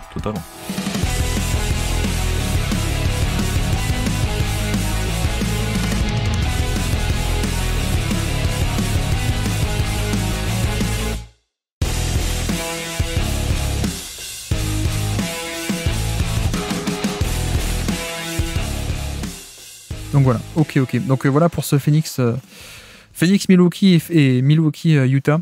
Moi je voulais parler de Clippers Miami, mais avant ça je vais te laisser parler de Clippers Pelicans, c'est ça que tu as vu ? Ouais, super match là pour le coup, j'ai vraiment adoré. On avait une question d'un auditeur il y a 2 semaines ou un mois en nous demandant mais pourquoi les Pelicans ils sont bons défensivement en fait. Oui. Mais en fait sur ce match c'est d'autant plus visible que t'as quand même une attaque d'élite en face, mais qu'est-ce qu'ils sont longs, sont longs. Et même le 5 majeur est long, la second unit est super long quand tu fais rentrer Dyson Daniels et que tu fais rentrer Trey Murphy et Larry Nance. Sur le match ils finissent à 15 deflections et 7 interceptions, donc si tu fais l'ajout, c'est du très haut niveau quand même en NBA. Et en fait t'as Zion Williamson qui fait un super travail défensif en première mi-temps sur Kawhi Leonard. Ça vient aussi du schéma défensif, j'en parlerai après. Brandon Graham fait un super travail sur Paul George qui finit la première mi-temps à 0 points, ou en tout cas à 0 panier marqué. Et puis Herb Jones qui fait un bon travail sur James Harden, mais James Harden qui a une réussite insolente à 3 points. Mais voilà, on n'a pas besoin, je pense, de vanter les mérites défensifs de Herb Jones sur le podcast. Je pense qu'on l'a assez fait depuis 2-3 ans. Mais en fait, ce qui est super intéressant, c'est leur schéma d'aide super agressif. Ouais. Super agressif, pardon. Où déjà sur le poste bas, que ce soit Paul George, que ce soit Kawhi Leonard, systématiquement, il y a une prise à 2. Et ce qui est intéressant, c'est malgré la très bonne attaque des Clippers et la menace à 3 points qu'il y a un petit peu partout, c'était une équipe qui était capable de revenir et de faire l'aide de l'aide et de pas concéder de décalage ou pas trop de décalage suite à ces prises à 2 en fait. Même si les balles étaient correctement sorties, justement ils étaient très bons à recover, tu vois, à revenir sur leurs joueurs. À recover et la chambre des secrets, c'est ça ? Oui, c'est ça. C'est Harry Cover et Lardon. Non, recover, à revenir sur leurs joueurs. Voilà. Oui, mais ça, c'est A avec accent, plus loin, recover. À revenir en position, oui. Ouais, c'est ça. c'est ça. Et donc non, défensivement, bon, on le savait, mais les Pelicans, j'ai trouvé ça super intéressant. Avec forcément toute la variété défensive que t'offre Larry Nance par rapport à Jonas Valanciunas, même si on en avait un peu parlé en début de saison, je trouve que Jonas Valanciunas défensivement est pas si catastrophique que ça. Tu vois, Jusuf Nurkic, Valanciunas, je les trouve, bon, certes pas plus aussi bons qu'avant en défense, mais je trouve pas ça si dommageable, parce que justement il y a des mecs autour pour pouvoir combler. Et puis dernière chose sur la défense des Pelicans, c'est que Valanciunas se blesse au deuxième quart-temps, il se blesse au mollet. Et donc en deuxième mi-temps, on a des séquences avec Zion Williamson au poste 5. Et finalement, en fait, ça souffre pas trop défensivement, mais parce que t'as le supporting cast à côté, en fait. Ouais. C'était ce que j'avais sur la défense des Pelicans, qui m'a vraiment impressionné. Et offensivement, déjà, première chose, CJ McCollum, j'ai été très sévère avec lui sur les 2 dernières saisons, mais là, il fait un super match. Il fait un super match parce que défensivement, tu le mets sur Terrence Mann, donc il est pas trop ciblé. Et offensivement, bah, c'est James Harden qui défend sur lui, donc il peut un petit peu plus briller, mais il fait un super match dans la connexion, dans le tir à 3 points et dans la création de tir. Et puis, pour revenir à une question que Tom nous avait posée il y a 2 semaines, j'ai désormais mon poseur de Ghost Screen préféré. Maintenant que je confonds plus Ghost Screen et Slip Screen, c'est Trey Murphy Jr. qui en pose 2-3 magnifiques. Et ouais, il en première mi-temps, il finit à 13 points avec une bonne réussite à 3 points. Mais justement parce qu'il a cette capacité à sur le Ghost Screen, si jamais il est ouvert, bah c'est un très bon tireur à 3 points, mais il a aussi cette capacité d'attaquer le close-out avec le dribble, donc voilà, c'est ma réponse. Trey Murphy est mon poseur de Ghost Screen préféré désormais. Alors, j'ai pas vu le match, mais d'après ce que je vois au niveau des stats, là, aussi une énorme quantité de tirs pris au panier, les Pelicans. Et je pense que ça recoupe aussi un peu, alors tu me confirmes ou pas, mais avec Zion Williamson aussi, qui est pas mal utilisé, qui est Zion, hein, qui va au panier de toute façon. Aussi pas mal le fameux point Zion aussi. Ouais. Alors Zion, en première mi-temps, il est super muselé par Kawhi. Il prend 2 tentatives de tir. Il tire 2 fois en première mi-temps, ce qui est super rare. Il faudrait regarder dans le détail, je sais pas sur quel site tu regardes, mais il faudrait enlever les tirs dans la raquette en transition, puisqu'en deuxième mi-temps ils ont énormément de transitions parce qu'ils ont cette interception 15 deflection, je le rappelle. Ouais. Mais du coup, il faudrait peut-être enlever l'aspect transition de cette stat sur les tirs dans la raquette. Mais effectivement, en deuxième mi-temps, en fait, ce qui se passe, c'est que comme on met Zion au poste 5, bah, en face, c'est soit Zubac, soit Plumlee, et majoritairement Plumlee qui défend sur Zion. Et donc là, en fait, il a une séquence où, sur 3 attaques d'affilée, tu le sers soit au poste haut, sans aucun mouvement, et tu lui donnes l'isolation, ou bien, encore mieux, tu lui donnes un très léger mouvement, tu vois, tu le fais sortir d'un pin down, tu le fais sortir d'un écran, et tu lui donnes la balle, alors qu'il est très légèrement en mouvement, vers la gauche, et donc il a sa main gauche qui est ouverte face à Mason Plumlee ou quelqu'un d'autre. Et donc ouais, c'est pour ça qu'il a pu générer autant de tirs au panier. Mais c'est marrant que t'aies parlé tout à l'heure des Suns qui avaient un peu ce côté parfois de le mauvais côté des Suns, c'est beaucoup de mid-range et beaucoup de mi-distance et pas beaucoup de 3 points, et que c'est un peu leur faiblesse. J'ai l'impression que les Pelicans, c'est ça, mais à un niveau un peu moindre, tu sais. C'est les Suns, mais avec moins de talent pur. Mais il y a un peu ce côté avec les Pelicans où CJ McCollum, Brandon Ingram, oui, c'est des joueurs qui aussi ont tendance à se reposer parfois un peu plus que ce qu'on voudrait sur le mid-range, plutôt qu'aller au panier ou à 3 points. Et là, on était sur un bon jour, alors aussi, contre les Clippers, pour le coup. Totalement. Mais ouais, c'est un peu. Mais en effet, moi, pour souligner une nouvelle fois le côté défensif, bon, moi, je trouve que Ingram et McCollum, effectivement, tu peux faire mieux. Dans leur catégorie de joueurs, je veux dire, tu peux faire mieux. Valanciunas, tu peux faire mieux. Mais la base de l'équipe, elle me plaît énormément. Hein. Le côté Zion Williamson, déjà, évidemment, c'est Zion, quoi. Mais Zion plus toute l'escouade d'ailiers, comme tu dis, les Herb Jones, les Trey Murphy, les Dyson Daniels, Najee Marshall aussi. Enfin, je veux dire, qui a pas joué ce match-là, matos, quoi.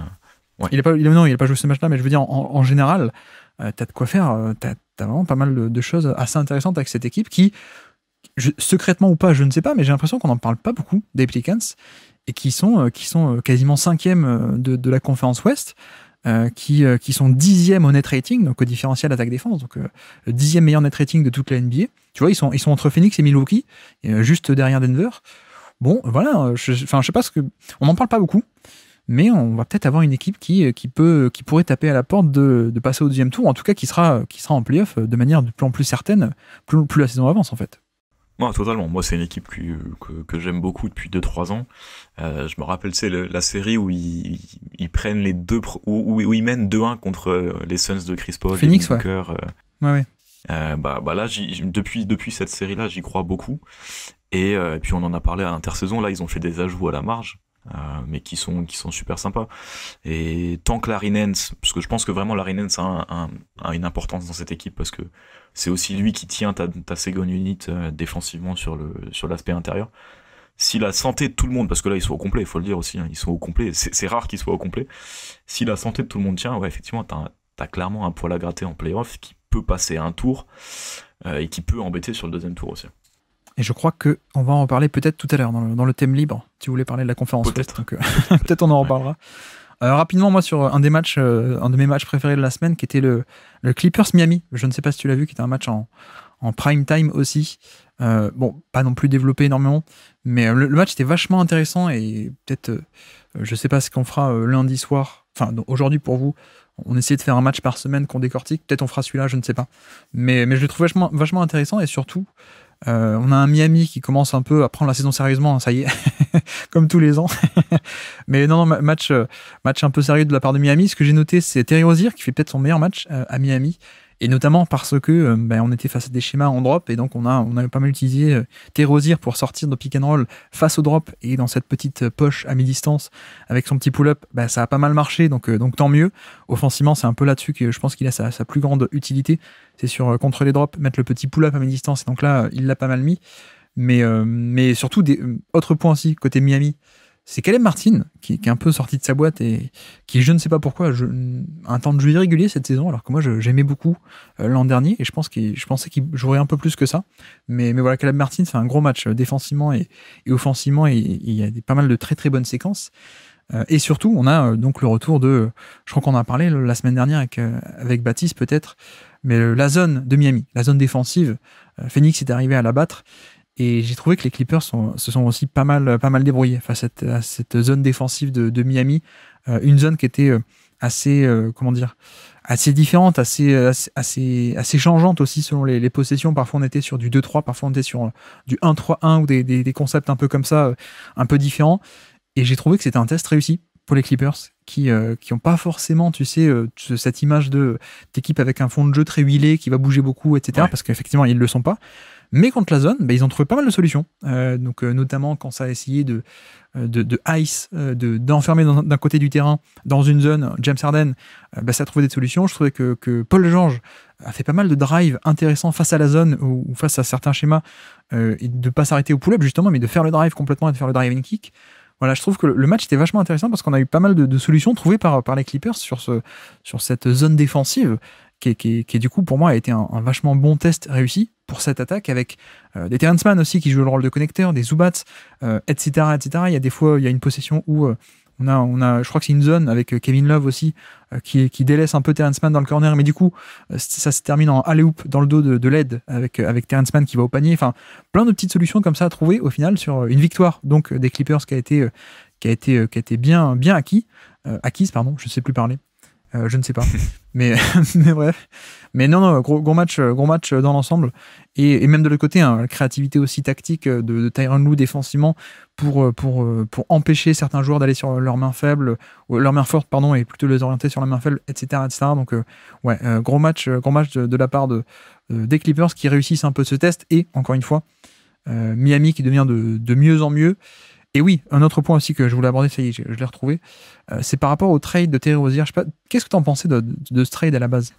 C'était déjà moi. C'était déjà toi il y a 2 semaines.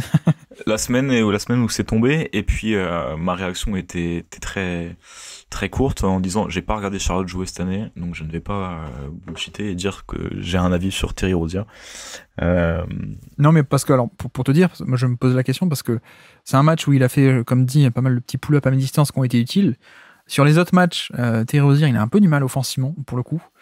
Mais j'avoue que moi je disais, il y a un sacré step down, une sacrée descente en termes de niveau entre la défense de Rozier et celle de Kyle Lowry, et je le pense toujours.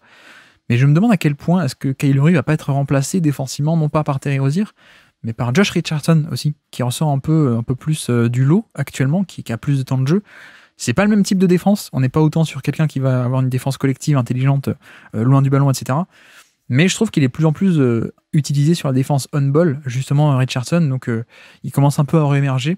Donc je me demande à quel point est-ce qu'au final, on va pas essayer un peu de remplacer Kyle Lowry comme ça, en mode, Kyle Lowry n'est plus capable d'avoir un apport offensif, un peu de pull-up, un peu de dynamiteur, donc on va tenter que ça soit Terry Rozier qui se charge de l'attaque de ce côté-là, et puis défensivement peut-être réutiliser Richardson un peu plus. Je pense que ça va être un peu l'objectif côté Miami. Voilà. Ouais, totalement.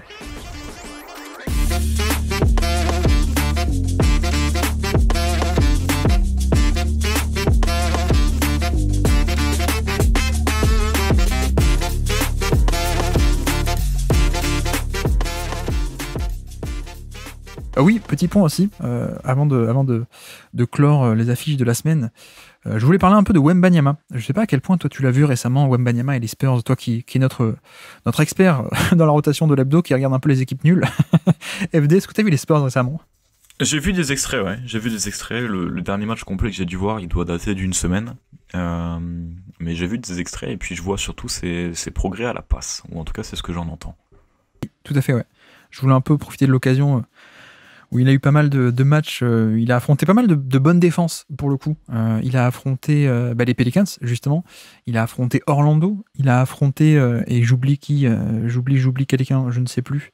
Mais que des bonnes défenses. Je vais essayer de retrouver en 2-3 clics. Et effectivement, on est dans une période où Wembanyama est quand même largement mieux qu'en tout début de saison. Oui, voilà, Miami aussi. Voilà. Il a fait un match contre Miami, la défense de Miami. Et c'est vrai que il est mieux qu'en tout début de saison. D'ailleurs, son usage, petite question à ton avis, son usage depuis le 1er janvier, il est à combien, FD? Alors, la question piège, c'est usage quoi? Basketball référence de clean the glass. Clean the glass, ouais, j'ai pas eu clean the glass. Depuis le 1er janvier. 31, 32? Exactement, il est à 33% depuis le 1er janvier, ce qui est quand même assez énorme, hein, pour le coup. Ouais, même s'il ne joue pas beaucoup, il joue que 26 minutes, 26, 27 minutes, mais dès qu'il est sur le terrain, il a beaucoup d'usage en tout cas. C'est un peu ça la leçon. Et je trouve que face à ces bonnes défenses, déjà je le trouve meilleur qu'en début d'année, par rapport en termes de sélection de tir, surtout. C'était un peu le défaut qu'on pouvait lire en tout début de saison. Il y a un côté avec Wembanyama où il fait beaucoup de highlights impressionnants, mais parce qu'en fait il tente beaucoup de choses. Et que dans ce beaucoup de choses, il y a aussi beaucoup de déchets. Et en termes de sélection de tir, on le voyait en tout début de saison, hein, contre le match d'ouverture contre Dallas, contre Houston, dans le low 8, avec quelques highlights un peu des fadeaways, des trucs sur une jambe ou des trucs comme ça. Mm-hmm. Mais dans l'ensemble, il y avait aussi beaucoup de déchets et de tirs pas forcément top. J'avoue que la sélection de tir a l'air d'aller de mieux en mieux en termes de choix et de prise de décision.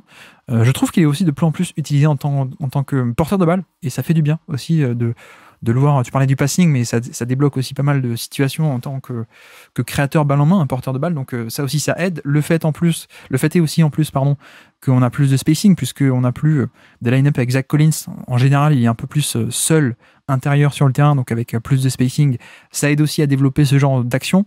Il est aussi utilisé au poste bas, et notamment il y a pas mal de très très bonnes passes depuis la situation de poste bas, mais qui s'explique aussi parce que il est dangereux, donc les équipes font parfois des prises à deux, mais surtout il est grand, il est tellement grand qu'il a des angles de passe assez incroyables, et en plus il y a ses instincts naturels, donc ça fait beaucoup de bien. Évidemment, ça trouve de très très belles passes. Je pense à une en tête là il trouve Trey Jones par-dessus tout le monde, qui est assez impressionnante.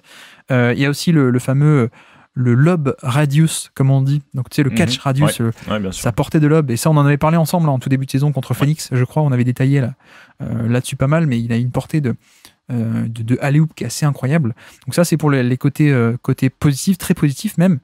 Après, sur le côté un peu plus négatif, et ce qui est un peu normal, il y a encore beaucoup de déchets, un peu moins en sélection de tir, mais surtout en termes de turnover, il y a encore énormément de déchets, et tu vois, parmi les joueurs avec un gros volume d'utilisation, de plus de 20%, je crois, plus de 20% d'usage. Il a le pire turnover percentage de NBA cette saison, parmi les gros volumes qui ont joué beaucoup de minutes. Donc voilà, c'est pas rien d'anormal, hein. C'est un jeune joueur qui fait des passes, donc il prend des risques, donc il y a aussi du déchet, mais qui est un peu normal. Et puis je trouve que le jeu au poste, je suis pas encore totalement convaincu.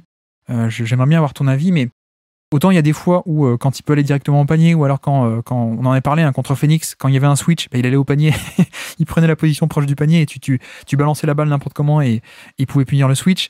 Il y a quand même pas mal de très bonnes choses, mais il y a aussi quand il doit faire du post-up face à un joueur de son gabarit, et non pas un mismatch, non pas un switch, mais face à, tu vois, j'ai des images contre Bam Adebayo, j'ai des images cette semaine aussi contre Jarrett Allen et Evan Mobley aussi, voilà, contre des vrais pivots. Il n'a pas encore de power move, il n'a pas encore ce jeu un peu d'aller au contact et d'utiliser tout le temps pleinement sa taille et son gabarit. Et je trouve que là, c'est encore le dernier domaine du jeu où il y a encore pas mal une sélection de tirs où on est un peu en finesse, quoi, un peu la Porzingis des mauvais jours, tu sais, de juste, je vais shooter par-dessus, je vais faire un fadeaway. C'est ça, ouais. Et pour l'instant, je pense qu'on est encore en cette étape, on n'a pas encore à l'étape de j'arrive à complètement tirer profit de mon gabarit, en fait. Ouais, moi il y a deux images qui me viennent en tête quand tu dis ça. La première, pour ceux qui regardent un peu le basket français, c'est Vitaly Chikoko, qui l'année dernière. Vitaly Chikoko, c'est un garçon Yabusele, en gros, physiquement, ouais. Et qui lui avait fait vivre un très mauvais moment, tu vois. C'était poste 5 très lourd, et Wemby avait pas réussi à l'enfoncer. Il avait été obligé de prendre ses tirs un petit peu compliqués où il va passer au-dessus, mais c'est des tirs pas à fort pourcentage, à faible pourcentage. La deuxième image, c'est le contre que lui met Isaiah Jackson cette année où en fait Wemby, pareil, est au poste bas, essaye de passer au-dessus, mais du coup en fait Isaiah Jackson qui vient en aide arrive à le contrer contre la planche, parce que en fait il fait pas la différence avec son corps, mais il essaie de faire la différence avec ses bras, et donc Isaiah Jackson, tu peux juste cueillir la balle. Ça vient aussi du fait que pour l'instant son bas du corps est pas encore assez fort. C'est quelque chose dont on a beaucoup parlé, ouais. Au moment de sa draft. Voilà, on dit souvent sur le poste bas, c'est le low man wins, tu vois, le low man always wins, c'est celui qui est le plus bas, qui a le centre de gravité le plus bas, qui va réussir à repousser. C'est ça. Wemby, ouais. il a ce souci-là, c'est que forcément lui, en fait, il sera très très rarement le low man. Ce sera rarement lui qui aura le centre de gravité le plus bas sur un duel au poste bas. Comme Porzingis, comme Gobert, comme ces joueurs très grands qui ont un centre de gravité très très haut. Sean Bradley à l'époque, je pense que c'était le même souci. Tout à fait, ouais. Mais oui, Rudy Gobert, très bien. C'est un très bon exemple, parce que même si Rudy Gobert est plus musclé du haut du corps et même du bas du corps, je pense, on a ces images de Rudy Gobert qui se fait un petit peu pousser par des joueurs un peu plus denses. C'est la bonne comparaison. Et moi, ce qui va m'intéresser plus tard sur le post-up, c'est est-ce qu'il arrive à enfoncer, ça c'est la première étape, mais surtout est-ce qu'il arrive à rentabiliser son post-up et le rendre plus dangereux par l'utilisation des passes et par la bonne lecture des prises à deux, et voilà, ça c'est toujours la deuxième étape sur le post-up. Ouais. Et tu vois, du coup, c'est un peu là-dessus où je trouve que, comme dit, il a affronté pas mal de bonnes défenses là, depuis 10 jours, les Cleveland, Pelicans, Orlando, etc. Et là où il a eu le plus de mal, c'est face à des vrais match-ups, face à des vrais intérieurs. Et je me demande à quel point est-ce que... bon, après, tu me diras, ils ont rien à perdre, donc autant tester, autant développer, mais en tout cas, pour l'instant, c'est les situations où je l'aime le moins encore pour l'instant. Alors qu'au contraire, si tu le mets dans le périmètre, tu le mets en poseur d'écran, tu le mets en porteur de balle même, tu le mets, voire même des isolations en tête de raquette, tu vois, je pense que ça pourrait être des configurations où il est plus intéressant, plutôt que poste bas dos au panier, un peu classique, où, comme tu dis, avec son centre de gravité haut pour l'instant et sa charpente assez fine, il n'a pas encore tous les moves, mais voilà, en tout cas des progrès visibles à l'œil nu de jour en jour pour Wembanyama. D'ailleurs, je peux vous renvoyer de suite vers la vidéo de Ben Taylor qui est excellente et qui montre totalement ça. Ben Taylor Thinking Basketball, vous l'avez peut-être vu déjà, mais ceux qui ne l'ont pas vu, foncez la voir parce qu'il détaille tout ça très très bien, évidemment. Le passing aussi, que j'ai pas trop développé ici, je me suis plutôt concentré sur le scoring pour aujourd'hui. Mais voilà pour Wembanyama, je pense qu'on en reparlera aussi en fin de saison, on fera le bilan un peu plus à froid et quand on a tous les chiffres, mais pour l'instant, c'est vrai que voilà, on n'est pas sur quelqu'un qui est hyper efficace pour l'instant, non plus en termes de scoring. 96 de true shooting plus, donc moins 4% d'efficacité par rapport à la moyenne. Mais ce qui colle aussi, comme dit, avec son profil de, certes, c'est un intérieur, mais c'est aussi un intérieur shooter pour l'instant, qui prend beaucoup de jump shots, parfois des jump shots un peu compliqués. Quand il les met, c'est fabuleux. Quand tu vois quelqu'un de sa taille faire un step back à 3 points, pull-up en isolation, truc comme ça, c'est vachement impressionnant. Mais voilà, je pense qu'il y a encore pas mal de valeur à gratter. On est qu'au début, et j'ai même pas encore parlé de l'aspect défensif. Je vais pas le faire aujourd'hui, mais où il rayonne déjà. Ça, on l'avait déjà fait en début de saison, ce côté roamer où il est absolument fabuleux parce qu'il a un volume, il a un volume démentiel avec sa taille et sa mobilité, quoi. Et la deuxième, juste pour rebondir là-dessus, je trouve Vas-y, qu'on le voit de plus en plus utilisé, toujours en roamer, hein, mais on le voit de plus en plus utilisé comme parfois défenseur du poste 5. Et il est de plus en plus impliqué sur des pick and roll, c'est ça que je veux dire. Il est plus impliqué dans la défense, où on n'a pas peur de l'exposer un petit peu plus. Voilà, c'est aussi ça pour moi la deuxième diversification de son jeu en ce moment.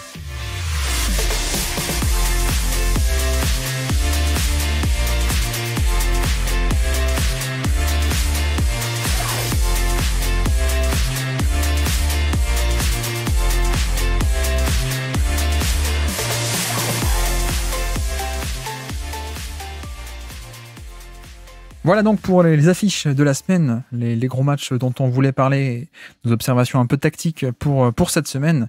Et donc on peut avancer pour notre partie focus. Notre partie focus, vous le savez, soit un thème libre, soit une stat de la semaine, soit un scouting de la semaine. Aujourd'hui, c'est un thème libre. Cette semaine, FD, c'est toi qui l'as proposé. Tu voulais parler de la course au number one seed à l'ouest, c'est ça ? Ouais, c'est ça. Alors, ça part d'une stat. En fait, ça pourrait être une stat de la semaine. C'est vrai. C'était avant-hier que cette stat est sortie.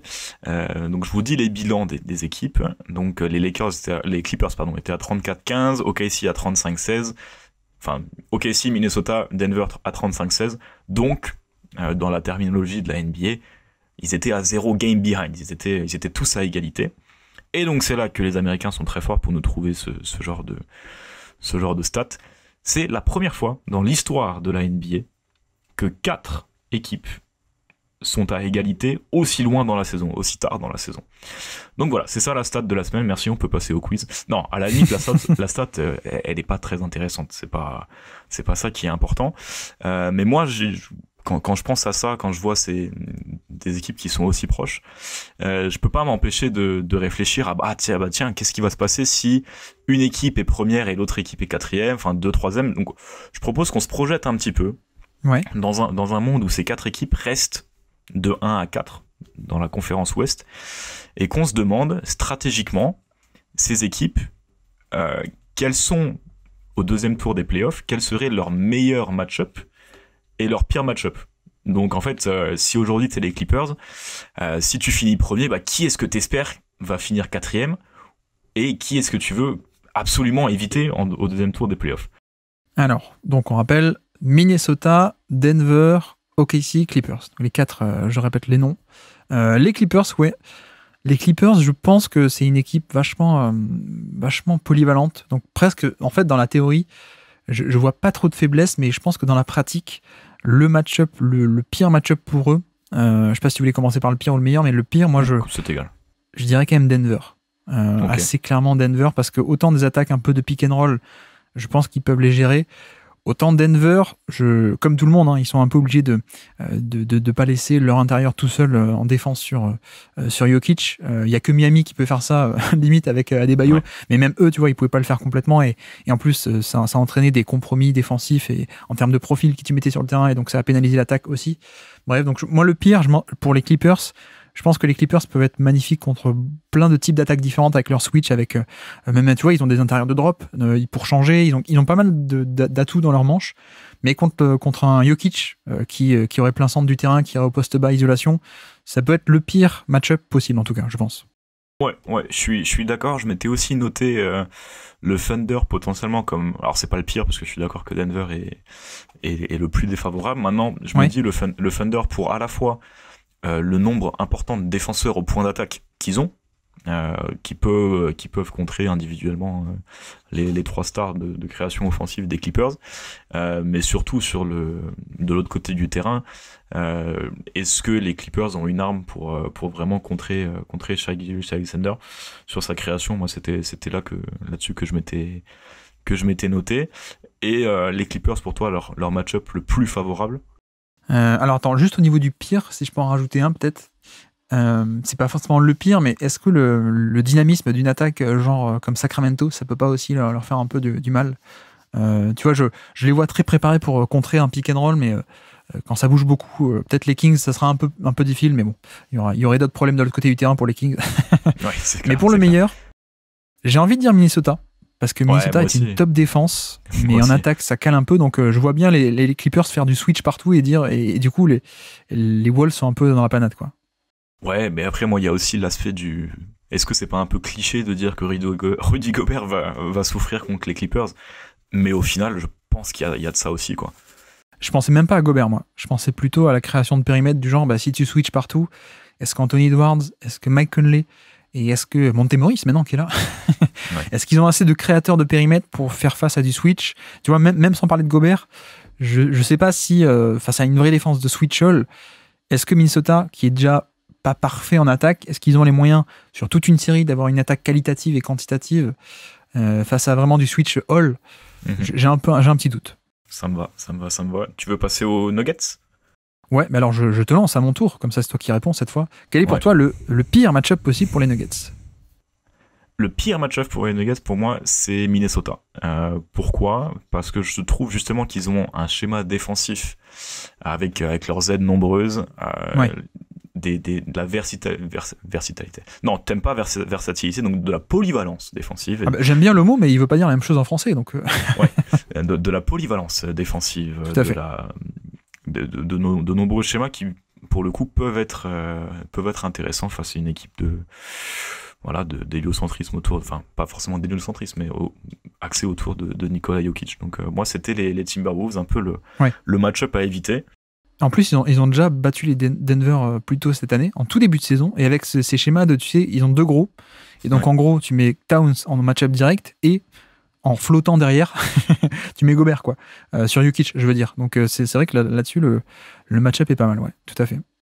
Et sur le plus favorable, Ouais. je m'étais noté les Clippers parce que je pense que Denver, voilà, on parlait de Denver qui est préparé à défendre du pick and roll. Bah, typiquement, je pense que le système de edge de Jokic peut bien fonctionner contre les Clippers. Et de l'autre côté du terrain, est-ce que les Clippers manqueraient pas un peu de défense intérieure? C'est peut-être un petit peu cliché de dire ça, mais Zubac et Plumlee comme seule option défensive sur Jokic, à moins que tu mettes Kawhi ou Paul George dessus. Hein. Mais moi, j'avais un peu cet aspect en tête, ce manque de défense intérieure du côté des Clippers. Alors moi, pour le coup, je dirais pour Denver, hein, le pire match-up pour Denver. Attends, non, le pire ou le meilleur, on en est où? J'ai Le perdu. meilleur, le meilleur, le meilleur. Le meilleur, ouais, parce que ouais. Alors le meilleur pour moi, ça serait peut-être OKC, du coup, qui a pas forcément de défense intérieure hyper établie. Ils n'ont trouvé personne à la trade deadline non plus. Je sais qu'ils sont un peu créatifs. Hein. Marc Daigneault est très créatif défensivement pour essayer de contourner des problèmes, notamment même sur post-up. Ils ont déjà gagné contre Denver. Mais sur la totalité d'une série, je pense que insister au post-up avec un Jokic, je suis pas sûr qu'OKC ait les armes, ou même s'ils les ont, et qu'ils sont obligés de faire des prises à 2 ou prises à 3 ou des couvertures défensives pour compenser, ça va libérer d'autres choses. Donc pour Denver, côté Denver, le meilleur match-up possible serait peut-être OKC. Et tiens, on n'a pas parlé encore, mais est-ce que dans les pires... Enfin, qu'est-ce que tu penses du match-up Denver contre Phoenix? Ah oui, si on ouvre... Si on ouvre un peu autre plus, ouais. part. Je pense que les Suns peuvent embêter Denver aussi. Hein. Ouais. Bah, pour moi, s'ils arrivent à trouver un peu de mouvement dans leur attaque, ouais, ça peut être intéressant parce que du coup, tu te retrouves à pas forcément cibler Jokic, mais en l'impliquant beaucoup sur des pick and roll, notamment avec Nurkic, et puis ensuite exploiter les décalages derrière. Ça peut être sympa. Et tu vois, moi, typiquement, la performance de KD défensivement contre Giannis me rappelle qu'en fait, impliqué, c'est défensivement un poste 4 super dissuasif en fait. Ouais. Et donc tu vois, dans l'optique d'une rencontre avec Aaron Gordon, Michael Porter Jr. et puis ça peut être un bon deuxième protecteur d'arceau en fait, Duren pour moi, et contre une équipe qui va créer des tirs au cercle comme Denver, c'est super intéressant. Je suis d'accord. Donc on a fait Denver, on a fait les Clippers. OKC, FD, OKC, quel est le meilleur et quel est le pire match-up possible pour OKC? J'en ai un peu parlé avant quand on a parlé des Clippers, mais pour moi, le meilleur match-up pour OKC, ce serait le Thunder. Et puis le négatif, je m'étais noté effectivement. Les Clippers, tu veux dire. T'as dit le meilleur match-up possible pour OKC, ce serait le Thunder, t'as dit. C'est un lapsus ou pas? Oui, c'est un lapsus. oui. La meilleure possibilité, c'est les Clippers, pour les raisons évoquées avant. Et pareil, pour moi, ce serait les Nuggets à éviter. Ouais, on est d'accord. Et puis Minnesota, donc. Minnesota. De facto, on l'a déjà fait alors. Ouais, pire match-up, les Clippers. Ouais.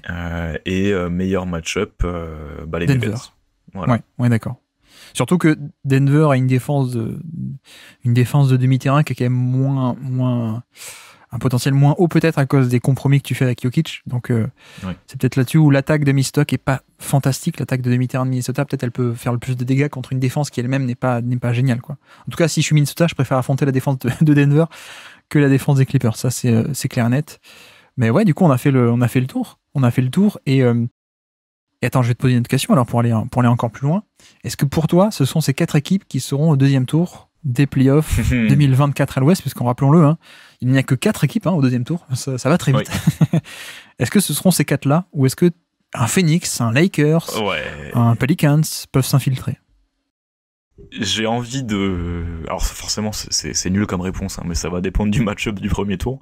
Mais j'ai envie de croire aujourd'hui aux Suns, comme je l'ai déjà dit. J'ai envie d'y croire. Et puis, on en parlait un peu avant, des Pelicans en poil à gratter. Je sais que t'aimes bien les Lakers. Moi, les Lakers, j'ai vraiment, historiquement, depuis l'arrivée de LeBron James, j'ai du mal à les jauger. Donc, je veux pas me prononcer sur eux. Ouais. Mais si je devais mettre une petite piécette, je mettrais quand même les Suns au deuxième tour. Alors, Power Ranking... Si je te demande ton power ranking des équipes que tu préfères le plus, tu les classes, on s'en fiche du classement actuel des bilans de victoires-défaites. Qui sont tes favoris 1, 2, 3 à l'Ouest? 1, Denver. Ok. 2, Clippers. Ouais.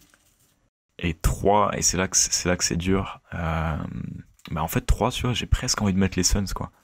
Je suis d'accord que moi, en 3, j'ai Phoenix. Et en 1, j'ai envie de mettre les Clippers devant Denver, mais je sens que je vais le regretter et je sens que je sous-estime l'impact peut-être dans Jokic en playoff, ou plutôt non, l'inverse. Peut-être que je surestime la théorie des Clippers comme d'habitude, je ne sais pas. Mais ouais, clairement, moi j'aurais à mi-saison, on va dire, Clippers-Denver 1-2 et Phoenix en 3. Et tu vois, ça m'étonnerait pas que du coup Minnesota ou OKC passent pas le premier tour, quoi. Et ce qui serait vu comme un énorme upset et comme catastrophique, mais en même temps, c'est comme ça quand il y a un nombre de places limité. Pas tant que ça, ouais, pas tant que ça. Est-ce que ce serait pas un peu vu comme, tu sais, la saison où Atlanta fait une super saison régulière? Bon, ils vont quand même en finale de conf, faut le dire. Oui. Mais tu vois, c'est un peu ce genre d'équipe qui... Oui, à l'Est. C'est l'équipe qui, fait une super saison régulière, mais qui derrière, en fait, se fait un peu rattraper par d'autres équipes qui ont moins bien commencé l'année, qui avaient moins de continuité, tu vois. On parle toujours de la saison régulière comme une épreuve, un marathon. Mais c'est sûr que quand t'arrives et que en octobre t'as déjà 1 ou 2 ans de vécu commun, collectif, c'est sûr que tu vas faire un meilleur début de saison, ce qui explique que les Suns aujourd'hui soient là où ils sont, que les Lakers avec leurs blessures soient là où ils sont aussi. Et les Warriors alors? On compte pas sur les Warriors qui sont 11e pour l'instant, malheureusement. Mais j'ai envie d'y croire. Je les avais 2e en preview, je les avais 2e de la conférence Ouest.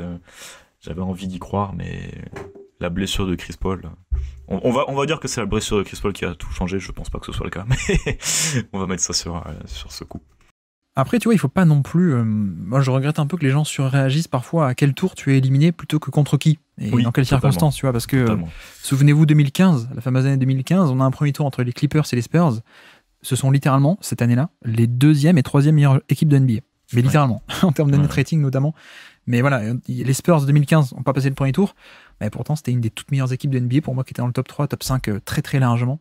Mais voilà, c'est le hasard du calendrier et des match-ups comme tu dis. Si ça se trouve, tu vois, à l'heure actuelle, on aura un Clippers-Phoenix qui pour moi sont donc deux des 3 meilleures équipes à l'Ouest et qui pourtant, il y en aura une éliminée au premier tour. Donc on verra tout ça. 2015, c'est la série qui finit avec le teardrop de Chris Paul sur une jambe, là. C'est ça, ouais.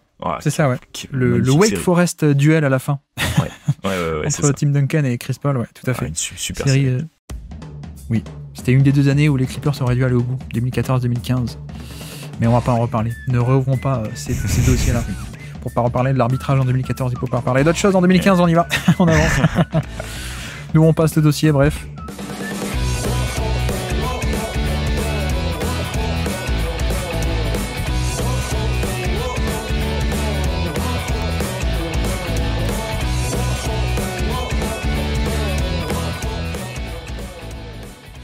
Voilà pour notre thème libre, et donc on peut passer aux questions auditeurs. Alors si tu veux bien, FD, passons aux questions auditeurs avec une question de Texfilou, d'ailleurs, que j'ai oublié la semaine dernière, enfin en tout cas que j'avais mis de côté et que j'avais gardé pour cette semaine plutôt, pardon. Question de Texfilou qui nous dit: petite question pour l'hebdo, selon vous, quelle équipe se repose sur un jeu collectif avec donc le moins d'isolation, le moins d'héliocentrisme, le plus de systèmes d'écran, etc., plus que sur des individualités stars, FD? Bah en fait, tu vois, Denver se repose beaucoup sur Jokic, hein. Je dis pas que c'est pas de l'héliocentrisme, mais leur style de jeu fait que c'est assez partagé. Minnesota, mine de rien, c'est quand même, la création est quand même assez partagée. Oui. J'ai pas assez vu Cleveland. C'est la prochaine équipe que je veux vraiment regarder en détail. J'ai pas assez vu Cleveland cette année. Ça allait être ma réponse, ouais. Et puis Utah. Utah, non? Utah aussi, ouais, bien sûr. Utah, effectivement, même si on a ressorti le talent Horton Tucker, donc sans doute qu'on se dirige vers du tank sur la fin de saison, avec les échanges qui ont été faits. Mais ouais, je pense que Utah est un peu la tête d'affiche de ça. Les Pacers aussi, il nous parle des Pacers, hein, Texfilou dans sa question. Effectivement, je pense qu'on met les Pacers là-dedans, surtout avec des bons résultats sans Tyrese Haliburton, comme il dit. Mais Cleveland, parmi les équipes d'élite, on va dire, c'est celle qui a le mieux tourné, hein, en l'absence de Garland, et avec beaucoup de mouvements qu'on a développés la semaine dernière dans l'hebdo. Donc ouais, je pense que c'est les Kings aussi, ouais, comme d'habitude, ouais, c'est vrai, tout à fait. Enfin, comme d'habitude depuis Mike Brown, quoi, donc depuis 2 ans. Depuis 2 ans. Ouais. Question de Lucas qui nous dit: question pour l'hebdo, vos moves préférés de la trade deadline, FD? Bogdanovic et comment il s'appelle, et Alec Burks. Pourquoi? Parce qu'on en a pas parlé en intro, mais il y a aussi l'aspect financier qui rentre en compte, où Bogdanovic a un contrat descendant, et en fait ce qui permet aux Knicks d'avoir encore du salaire l'année prochaine lors de la free agency. Oui. Et puis le fait qu'en fait pour trouver deux joueurs compétents, ils lâchent pas de premier tour alors qu'ils en ont, enfin de premier tour de draft alors qu'ils en ont plein. Donc voilà, moi c'est mon move préféré en tant qu'observateur subjectif, évidemment. Oui, et puis surtout il y a un aspect aussi de, comment on appelle ça, ce que j'appelle la rétention de valeur un peu, dans le sens où ils ont échangé le contrat finissant de Fournier contre Bogdanovic. Alors il y a l'aspect sportif évidemment, mais il y a aussi le fait que, comme tu dis, Bogdanovic, après cette saison, il est encore sous contrat en 2025, et donc imaginons l'été prochain, s'il y a une possibilité, ou en février prochain, de méga trade, et voilà, il faut bien des salaires pour équilibrer les salaires, justement, pour faire un trade. Et donc, Fournier, tu l'aurais plus eu, donc t'aurais pas pu le rajouter dans la balance, alors que éventuellement Bogdanovic peut aussi faire l'objet de quelqu'un d'un contrat que tu mets dans la balance pour avoir je sais pas moi, Kevin Durant quand il voudra partir des Suns, ou ou un Kyrie, ouais, ou un Luka Doncic, ou un Donovan Mitchell peut-être, je ne sais pas, ou un Tobias Harris, voilà, ce genre de superstar. je pense que effectivement ça peut faire partie de. Il y a ce raisonnement-là. Je pense que à leur échelle, j'ai beaucoup aimé ce qu'a fait Boston, pour le coup. On n'en a pas parlé en intro, mais Xavier Tillman est arrivé, un intérieur hyper intelligent, qui, oui, certes, il peut aussi faire un peu de défense de post-up, mais c'est pas ça le principal. C'est un excellent passeur, Xavier Tillman, un joueur hipster depuis Michigan State à l'époque. Mm-hmm. Et puis surtout, ils ont aussi récupéré pour rien Jaden Springer. Le jeune Jaden Springer que j'adore, qui fait partie de leur Hipster Team de cette année, même si j'ai pas encore eu le temps de l'enregistrer, mais ça ne saurait tarder, j'espère. Mais oui, que j'adore Jaden Springer. En gros, pour vous décrire, Kyle Lowry défensivement. Voilà. C'est ça, Jaden Springer. Il n'y a pas l'attaque, malheureusement, du grand Kyle Lowry, mais il y a la défense. C'est un défenseur hyper complet, hyper polyvalent, défenseur off-ball fantastique. Je crois qu'il y a un match où il a joué contre Atlanta. Ça devait être en décembre. Magnifique. Vraiment, j'adore. Profil un peu connecté en attaque. Malheureusement, pas plus, pas scoring, mais voilà. Brad Stevens qui, comme d'habitude, va chercher des joueurs intelligents. Ça fait du bien. Donc, pour les côtés move un peu sous les radars, j'ai beaucoup aimé Boston. Ouais. Jalen Springer, c'était. Vas-y, attends, je te couche. Non, vas-y, je t'en prie. Jalen Springer, au moment de sa draft, là, quand il sort de Tennessee, ouais. Il jouait avec Yves Ponce, pour ceux qui suivent un peu en France. Il jouait à Tennessee, justement. Quand ma comparaison, c'était, ouais, il me rappelle un petit peu Kyle Lowry, mais aussi pour l'aspect en attaque. En attaque aujourd'hui, il fait rien en NBA. Pourquoi? Parce qu'il sait pas créer un décalage. Ouais. En NCAA, il savait toujours pas créer de décalage, mais qu'est-ce qu'il faisait du coup? Il posait 2 dribbles. Et puis un peu à la Kyle Lowry, un peu à la Villanova, qu'est-ce qu'il faisait? À la Jalen Brunson, 2 dribbles. Je passe pas mon défenseur, du coup post-up. C'est le Villanova post-up pour les extérieurs, et donc il faisait ça. Évidemment en NBA ça passe pas, mais c'était aussi ma comparaison, voilà. Je suis d'accord.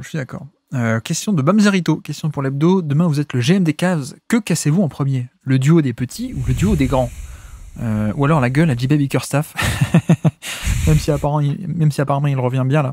Non, effectivement, c'est une blague pour la fin. Plus sérieusement, le système des rendements décroissants est plus pénalisant pour qui, d'après vous? Plutôt pour les deux petits qui ont la même faiblesse de ne pas savoir défendre, ou plutôt pour les deux grands qui ont la même faiblesse de ne pas avoir de spacing, FD? J'aurais tendance à...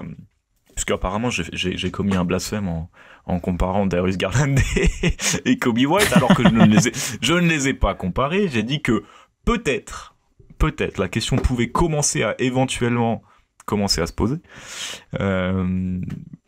Du coup, je vais prendre le contre-pied et je vais dire que je préfère casser le duo de grands.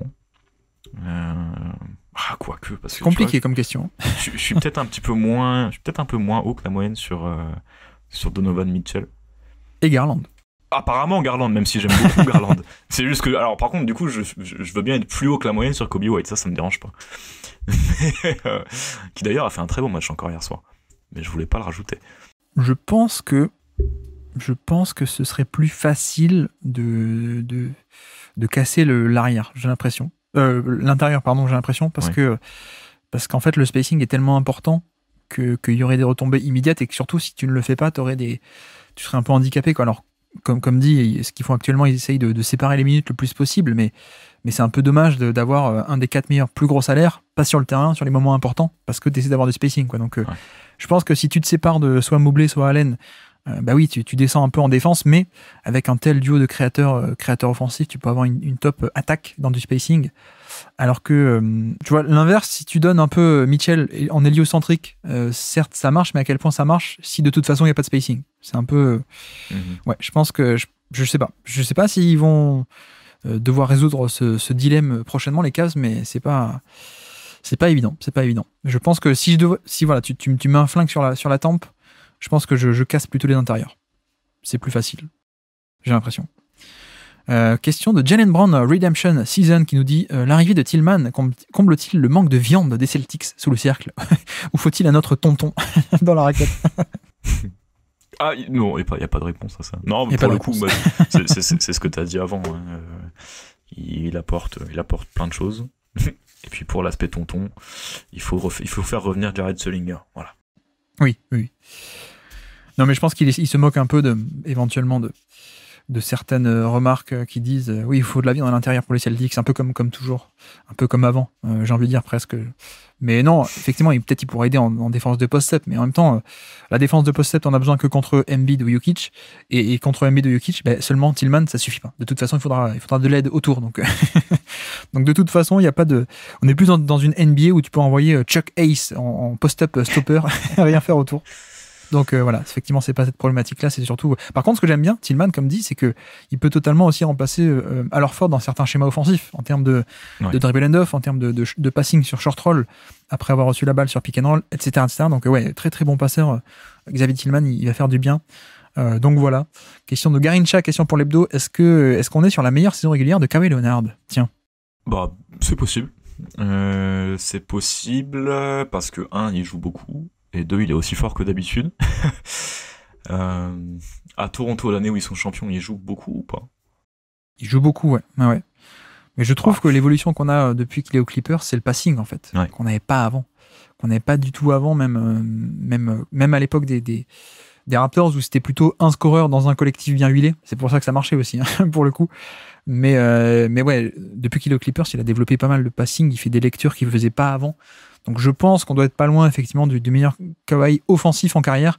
Pour moi, le meilleur défensif, il est plutôt 2014, 2015, 2016, un peu cette période-là, Spurs. Avant quand athlétiquement, il était encore énorme, mais qu'il n'avait pas autant de volume offensif aussi. Mais ouais, en plus offensivement, il y a le passing, il y a une efficacité qui est fabuleuse, 110 de true shooting plus, ce qui est énorme, plus 10% par rapport à la moyenne sur un tel volume. Donc ouais, je pense qu'offensivement, on est sur le meilleur Kawhi en carrière offensivement, peut-être pas défensivement, mais offensivement, on est d'accord. Et je pense qu'on a potentiellement un candidat MVP. Oui. D'un point de vue narratif, je pense que la machine peut s'emballer si les Clippers sont premiers de conférence. Je ne sais pas. Où situez-vous Claxton dans la hiérarchie des intérieurs défensifs? Moi, je l'aurais sur un deuxième tiers. Le premier étant composé de qui? De Gobert, évidemment. Sengun. De Mitchell Robinson. Ouais. non, de Gobert. Mitchell Robinson, t'as dit sérieusement ou pas? Non. Mitchell Robinson, pour moi, il est justement sur le deuxième tiers. Ok. Non, mais tu vois, t'enlèves l'élite, t'enlèves Gobert, Walker Kessler. Aide-moi, j'ai un trou. Brook Lopez, Jaren Jackson, peut-être. Van Mobley, Jaren Jackson, Draymond Green. Moi, je le mets pas dans cette catégorie, mais je le mets juste en dessous. Ouais, effectivement. Ouais, deuxième. Ouais. Avec Daniel Gafford, Wendell Carter Jr., Mitchell Robinson, Hartenstein. Voilà. Oui. Capella, non, quand même Non. pas Capella. non. Fut un temps peut-être, mais plus autant. Zubac, deuxième tir. Peut-être. Ouais. Peut-être il y a 1 ou 2 ans. Je sais, cette année peut-être un peu moins bien, mais. Moi, je le mets avec Jarrett Allen, tu vois, et Claxton. Mais Oui. c'est vrai que Jarrett Allen fait une grosse saison aussi. Mais l'été dernier, je le mettais un peu au même niveau. Mais oui, on est d'accord. Et puis, si vous pouviez choisir 2 équipes pour une série de playoffs avec leur coach, quels seraient vos choix? Par exemple, on peut choisir Billups avec les Pistons versus Doc Rivers avec les Hornets. Quel serait ton choix idéal, on va dire, pour une série de playoffs? Tu choisis le coach et l'équipe. Ok. On veut que ce soit une série de playoffs de qualité, hein, pas juste une série de playoffs. Oui, bien sûr. Okay. Là, il plaisante sur l'exemple. Ouais. Mais j'aime. Tu vois, pour l'expérience, je trouve que Tyronn Lue a toujours été bon dans les ajustements sur les séries de playoffs. Je sais que les gens n'aiment pas Tyronn Lue, mais pour le coup, moi, je le trouve toujours pas mal. Après, est-ce qu'on ferait pas un truc un peu hipster, un Marc Daigneault contre un Will Hardy? Tu peux. Ça, ce serait sympa. Ouais, mais alors à quelle équipe? Ouais. Marc Daigneault aux Clippers, par exemple? Un truc comme ça? Ouais, bah tu vois, Marc Daigneault Clippers et Will Hardy Suns. Non, j'en ai un meilleur. Vas-y. ça aurait dû se passer comme ça. Will Hardy à Boston. Ouais, c'est sympa, ouais. Rappelons qu'ils se sont engagés avant la suspension du Doka. Il était assistant principal du Doka. Ça aurait dû être lui peut-être si on avait su avant pour Udoka à Boston.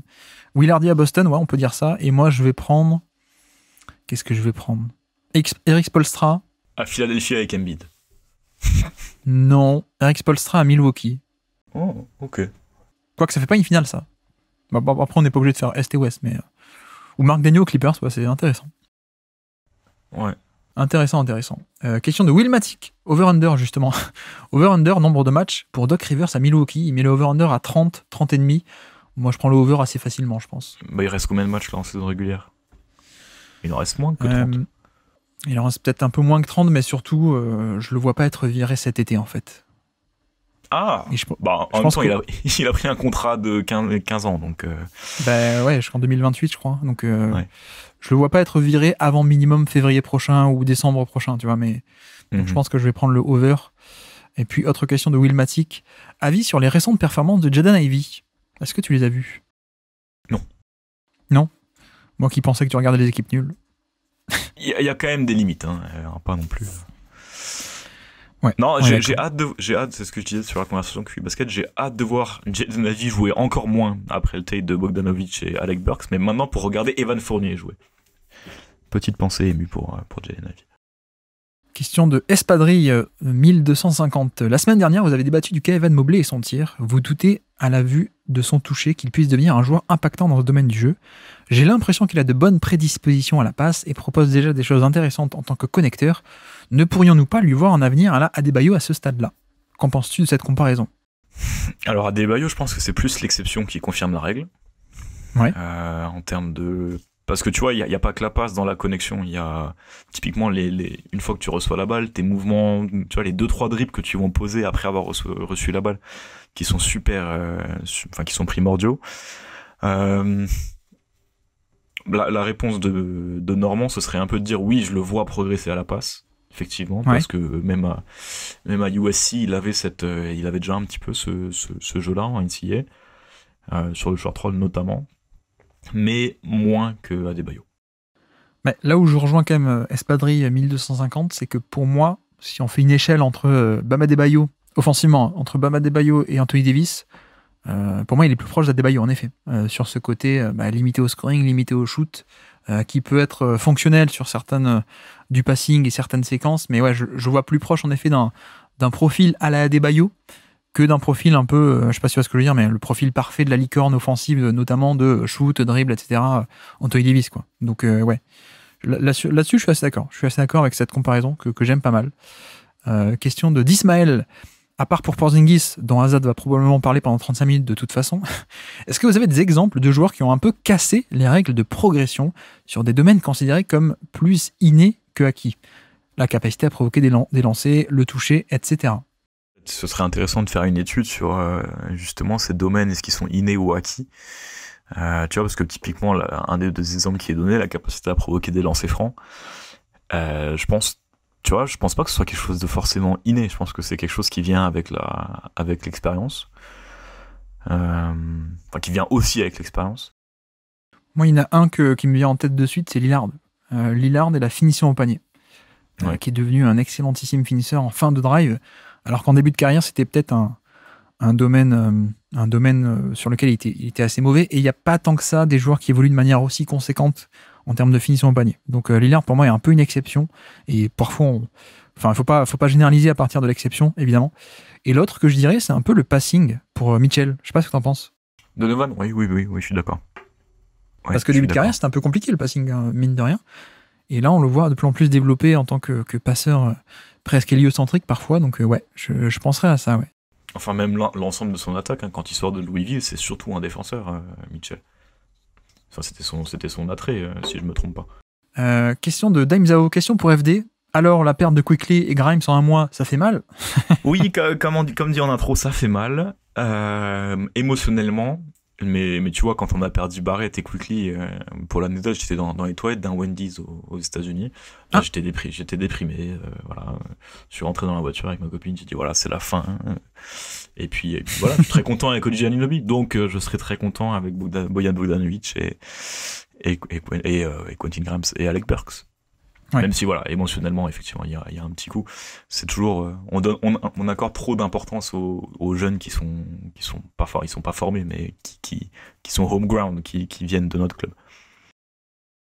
Question de Jalen Brown, Redemption Season. Une autre question qui nous dit on parle souvent de la respectabilité du shoot de certains joueurs suite à des choix tactiques de les laisser ouverts, en prenant l'illustration le pourcentage à 3 points des joueurs, mais est-ce qu'on ne devrait pas utiliser uniquement le pourcentage sur les wide open 3 points? Eh bien oui, je suis assez d'accord, je sais pas ce que tu en penses, mais ce qui est surtout important, c'est les wide open, mais surtout le volume en fait, pas que le pourcentage. Je suis d'accord. Ouais. Parce qu'en effet, en fait, ce qui veut dire, j'ai essayé de le reformuler, mais il y a des fois, il y a des non-shooters ou des mauvais shooters, qu'on regarde les stats, on dit mine de rien, il est à 37%. Oui, mais il est à 37% parce qu'il a que des shoots ouverts, en fait. Il y a ça aussi.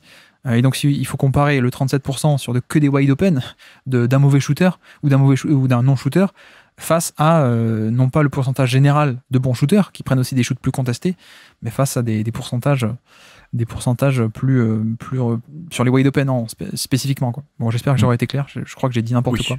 Non, ça va, c'était compréhensible. Bon, ça va. La question de Sixela, on en a parlé un peu tout à l'heure. PJ Washington peut-il enfin devenir un joueur régulier et consistant dans le contexte des Mavs? Si oui, dans quel rôle? Eh bien, je ne sais pas. Moi non plus. Qu'est-ce que t'en penses, toi, de Washington? On n'en a pas trop parlé tout à l'heure, mais moi, j'avoue qu'il ressemble beaucoup à Grant Williams, mais c'est quelqu'un... je crois qu'on en a parlé d'ailleurs il y a 3-4 jours avec Tom dans notre épisode sur les All Backup Team, mais pour moi, c'est quelqu'un qui est plus un joueur théorique que pratique, en fait. Ouais, parce que t'as cette espérance, enfin cet espoir d'avoir à la fois de la création, enfin à la fois de l'impact sur le drive et du tir à 3 points, parce que c'est vrai qu'en début de carrière, tu vois, il fait des premières saisons, il est à 38-39% sur des volumes respectables. Finalement, ça s'est pas trop confirmé, tu vois, cette menace à 3 points. La réussite au cercle n'est pas non plus, pour un poste 4 et dans la moyenne, quoi. Donc c'est vrai qu'il apporte pas... C'est pas un joueur qui a énormément de points forts. Et c'est vrai que j'ai du mal à imaginer J'ai du mal à imaginer le fit, je t'avoue. J'espère que le passing d'un Luka Doncic va pouvoir l'aider à gagner en régularité, peut-être. L'avantage qu'il a sur Grant Williams, peut-être, c'est en termes de verticalité. où il peut jouer un peu le pick and roll pour des rôles, justement. Là où Grant Williams, c'était que un peu que le pick and pop, on va dire. Mais ouais, j'ai un peu des craintes au niveau du scoring, du shoot aussi, comme tu dis. Et même défensivement, en fait. Certes, il a plus de potentiel parce qu'il a plus d'envergure de bras que Grant Williams. Donc voilà, c'est une qualité fonctionnelle très très importante en défense, notamment en collective, pour bien défendre. Mais je sais pas, c'est pour ça que je parle beaucoup de joueurs théoriques, c'est parce que il y a une espèce de combo mobilité, défense polyvalence et en plus du shoot dans la théorie. Dans la pratique, c'est jamais bon dans aucun de ces deux domaines, donc on verra bien à côté de Luka Doncic, peut-être si ça peut aller mieux.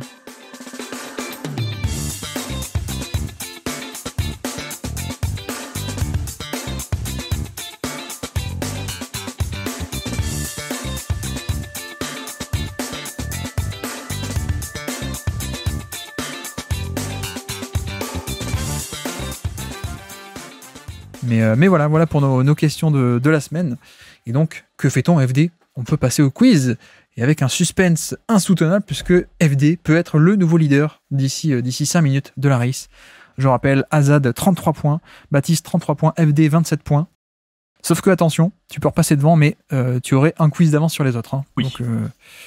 Donc c'est maintenant ou jamais pour marquer les points, FD. Merci. Un peu Évidemment. de pression. Donc le quiz, comme d'habitude, 10 questions pour 10 points potentiels, plus le Zidane à la fin. On commence avec nos 5 questions d'actu habituelles. FD, combien de points a inscrit Jaden Ivey contre les Kings? On va dire à 2 près. Si tu me poses la question, c'est que c'était bien. C'était bien, et il me semble avoir vu qu'il avait fait un carton. 35. Eh bien, ça passe, puisqu'il était à 37. Donc à 2 près, ça passe. Je te donne le point. Alors fais gaffe, parce qu'il y a une fois aussi, j'ai demandé le nombre de points de Jordan Poole, c'était 0. Donc je ne fais pas que des gros cartons. Hein. C'est pour vérifier si tu suis l'actu. Hein. Parce qu'il y avait la question auditeur de « Ah, vous avez vu les récentes performances de Jaden Ivey ?» Donc ça m'a un peu orienté. Tout à fait. Deuxième question d'actu, et on va dire à 3 près peut-être, à 3 près. Combien de minutes a joué Miles McBride contre Dallas, FD? C'était hier, ça. C'était exactement. Hier. Bah oui, alors celui-là, il est très drôle parce qu'on n'avait personne. Il y avait personne dans l'équipe, donc est-ce qu'il aurait pas joué? Allez, je vais dire qu'il a joué 48 minutes. Tom Thibodeau. 48, tu dis? Ouais, 48, ouais. Eh bien, ça passe, parce que j'avais dit à 3 près, il a joué 45 minutes, Miles McBride, effectivement. Alors moi, la question, c'est du coup, j'ai pas encore regardé le match, mais qui est-ce qu'il a fait jouer sur ces 2 minutes, combien? 39? 49, combien il a fait jouer? Qui il a fait jouer à la main? Oui, parce qu'en plus, Malachi Flynn est parti dans l'échange aux Pistons, en plus, donc il n'était pas, mais ouais, 45 minutes pour notre ami Miles McBride. Et d'après ce que je vois, c'est peut-être Charlie Brown qui a pris un peu de main, ou alors Dante DiVincenzo, peut-être, sur certaines séquences. Peut-être Josh Hart aussi. Qui a fait un triple-double, d'ailleurs, Josh Hart. Oui, et voilà, Thibodeau, 45 minutes pour McBride, 41 pour Precious Achiuwa. Voilà, c'est du Thibodeau. Et 20 pour Taj Gibson. 2 points FD. Ah oui, Taj Gibson a joué 22 minutes, effectivement. Troisième question FD. Qui a dit, et de qui il parlait, qui a dit « c'est mon jumeau » ? Ouf. C'est mon jumeau. Ah, est-ce que c'est pas Gilbert Arenas? Parce que j'ai vu qu'il avait dit un truc à la con encore cette semaine. Gilbert Arenas qui a dit que Luka Doncic c'est son jumeau. Non, c'est pas mal, mais ce n'était pas ça. Et la question était un peu drôle. Enfin, en tout cas, la citation est un peu drôle parce que c'est mon jumeau. C'est Amen Thompson qui a dit ça. C'est Amen Thompson. Mais il parlait pas de Ossar, il parlait de Alperen Sengun. Donc voilà. C'était la petite citation marrante du jour. D'accord. Dans ces cas-là, je pense toujours au compte Twitter premier degré. Tu sais, il y a des gens qui taguent le compte Twitter premier degré, qui prend toujours les tweets au premier degré. Je me suis dit, c'est mon jumeau. J'imaginais bien la réaction. Non, c'est pas lui, c'est Ossar Thompson, ton jumeau. Quatrième question d'actu. Qui a postérisé Victor Wembanyama cette semaine? Je l'ai vu, c'est Mo Wagner, Moritz. Exactement, c'est Mo Wagner. Dis donc, tu es très bon sur l'actu en ce moment. C'est Mo Wagner. Et donc, cinquième question. Qui a joué le plus de minutes en total cette saison pour l'instant? FD.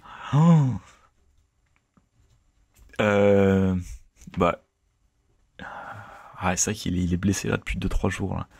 2-3 matchs, il est blessé, mais est-ce que c'est pas Jalen Brunson? Ce n'est pas Jalen Brunson, non. Et ce n'est pas non plus Darius Garland, mais c'est... Je sais pas. Mais c'est Kobe White, vu que tu le comparais à Garland. Pardon, oui, excuse-moi. Oui. C'est Kobe White qui a joué le plus de minutes cette saison pour l'instant avec 1878, et le deuxième c'est DeRozan avec 1873. Donc ça joue beaucoup à Chicago. Thibodeau, il est toujours aux Bulls en fait. D'accord. Okay. Non, c'est l'esprit de Thibodeau, ouais, comme tu dis, qui est toujours là-bas. Il y a son fantôme dans les couloirs. Donc ça fait mine de rien 3 points. 3 points sur 5 sur ces quiz d'actualité, questions d'actu. On avance avec on refait un kicker ton coach, si ça te va. Le format était assez sympathique. Kicker ton coach, donc je te donne un joueur et une saison. Tu dois deviner qui était le coach à l'époque.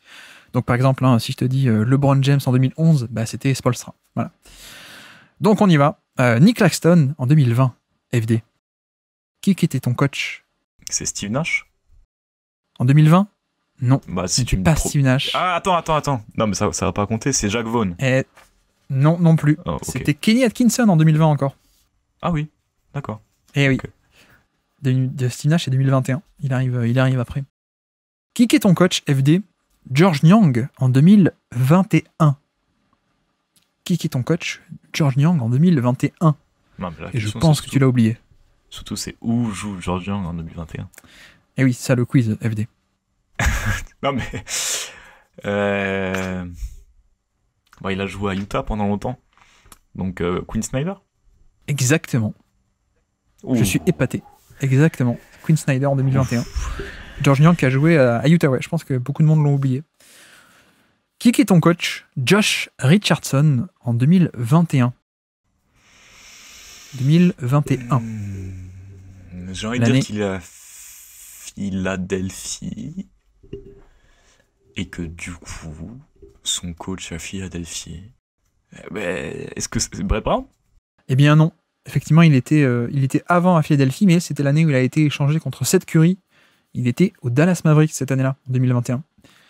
Et donc, c'était Rick Carlisle, okay. Le coach de Josh Richardson. T'avais oublié qu'il avait joué à Dallas, Richardson? Absolument, ouais, totalement. Qui est ton coach? Tiens, Bojan Bogdanovic. Qui est ton coach en 2019? Bojan, qui est dans l'actu en ce moment.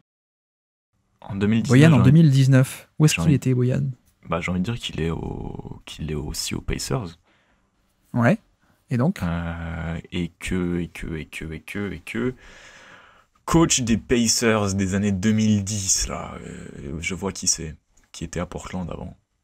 Exactement. Oui. Comment il s'appelle? Nate McMillan. Exactement, tout à fait.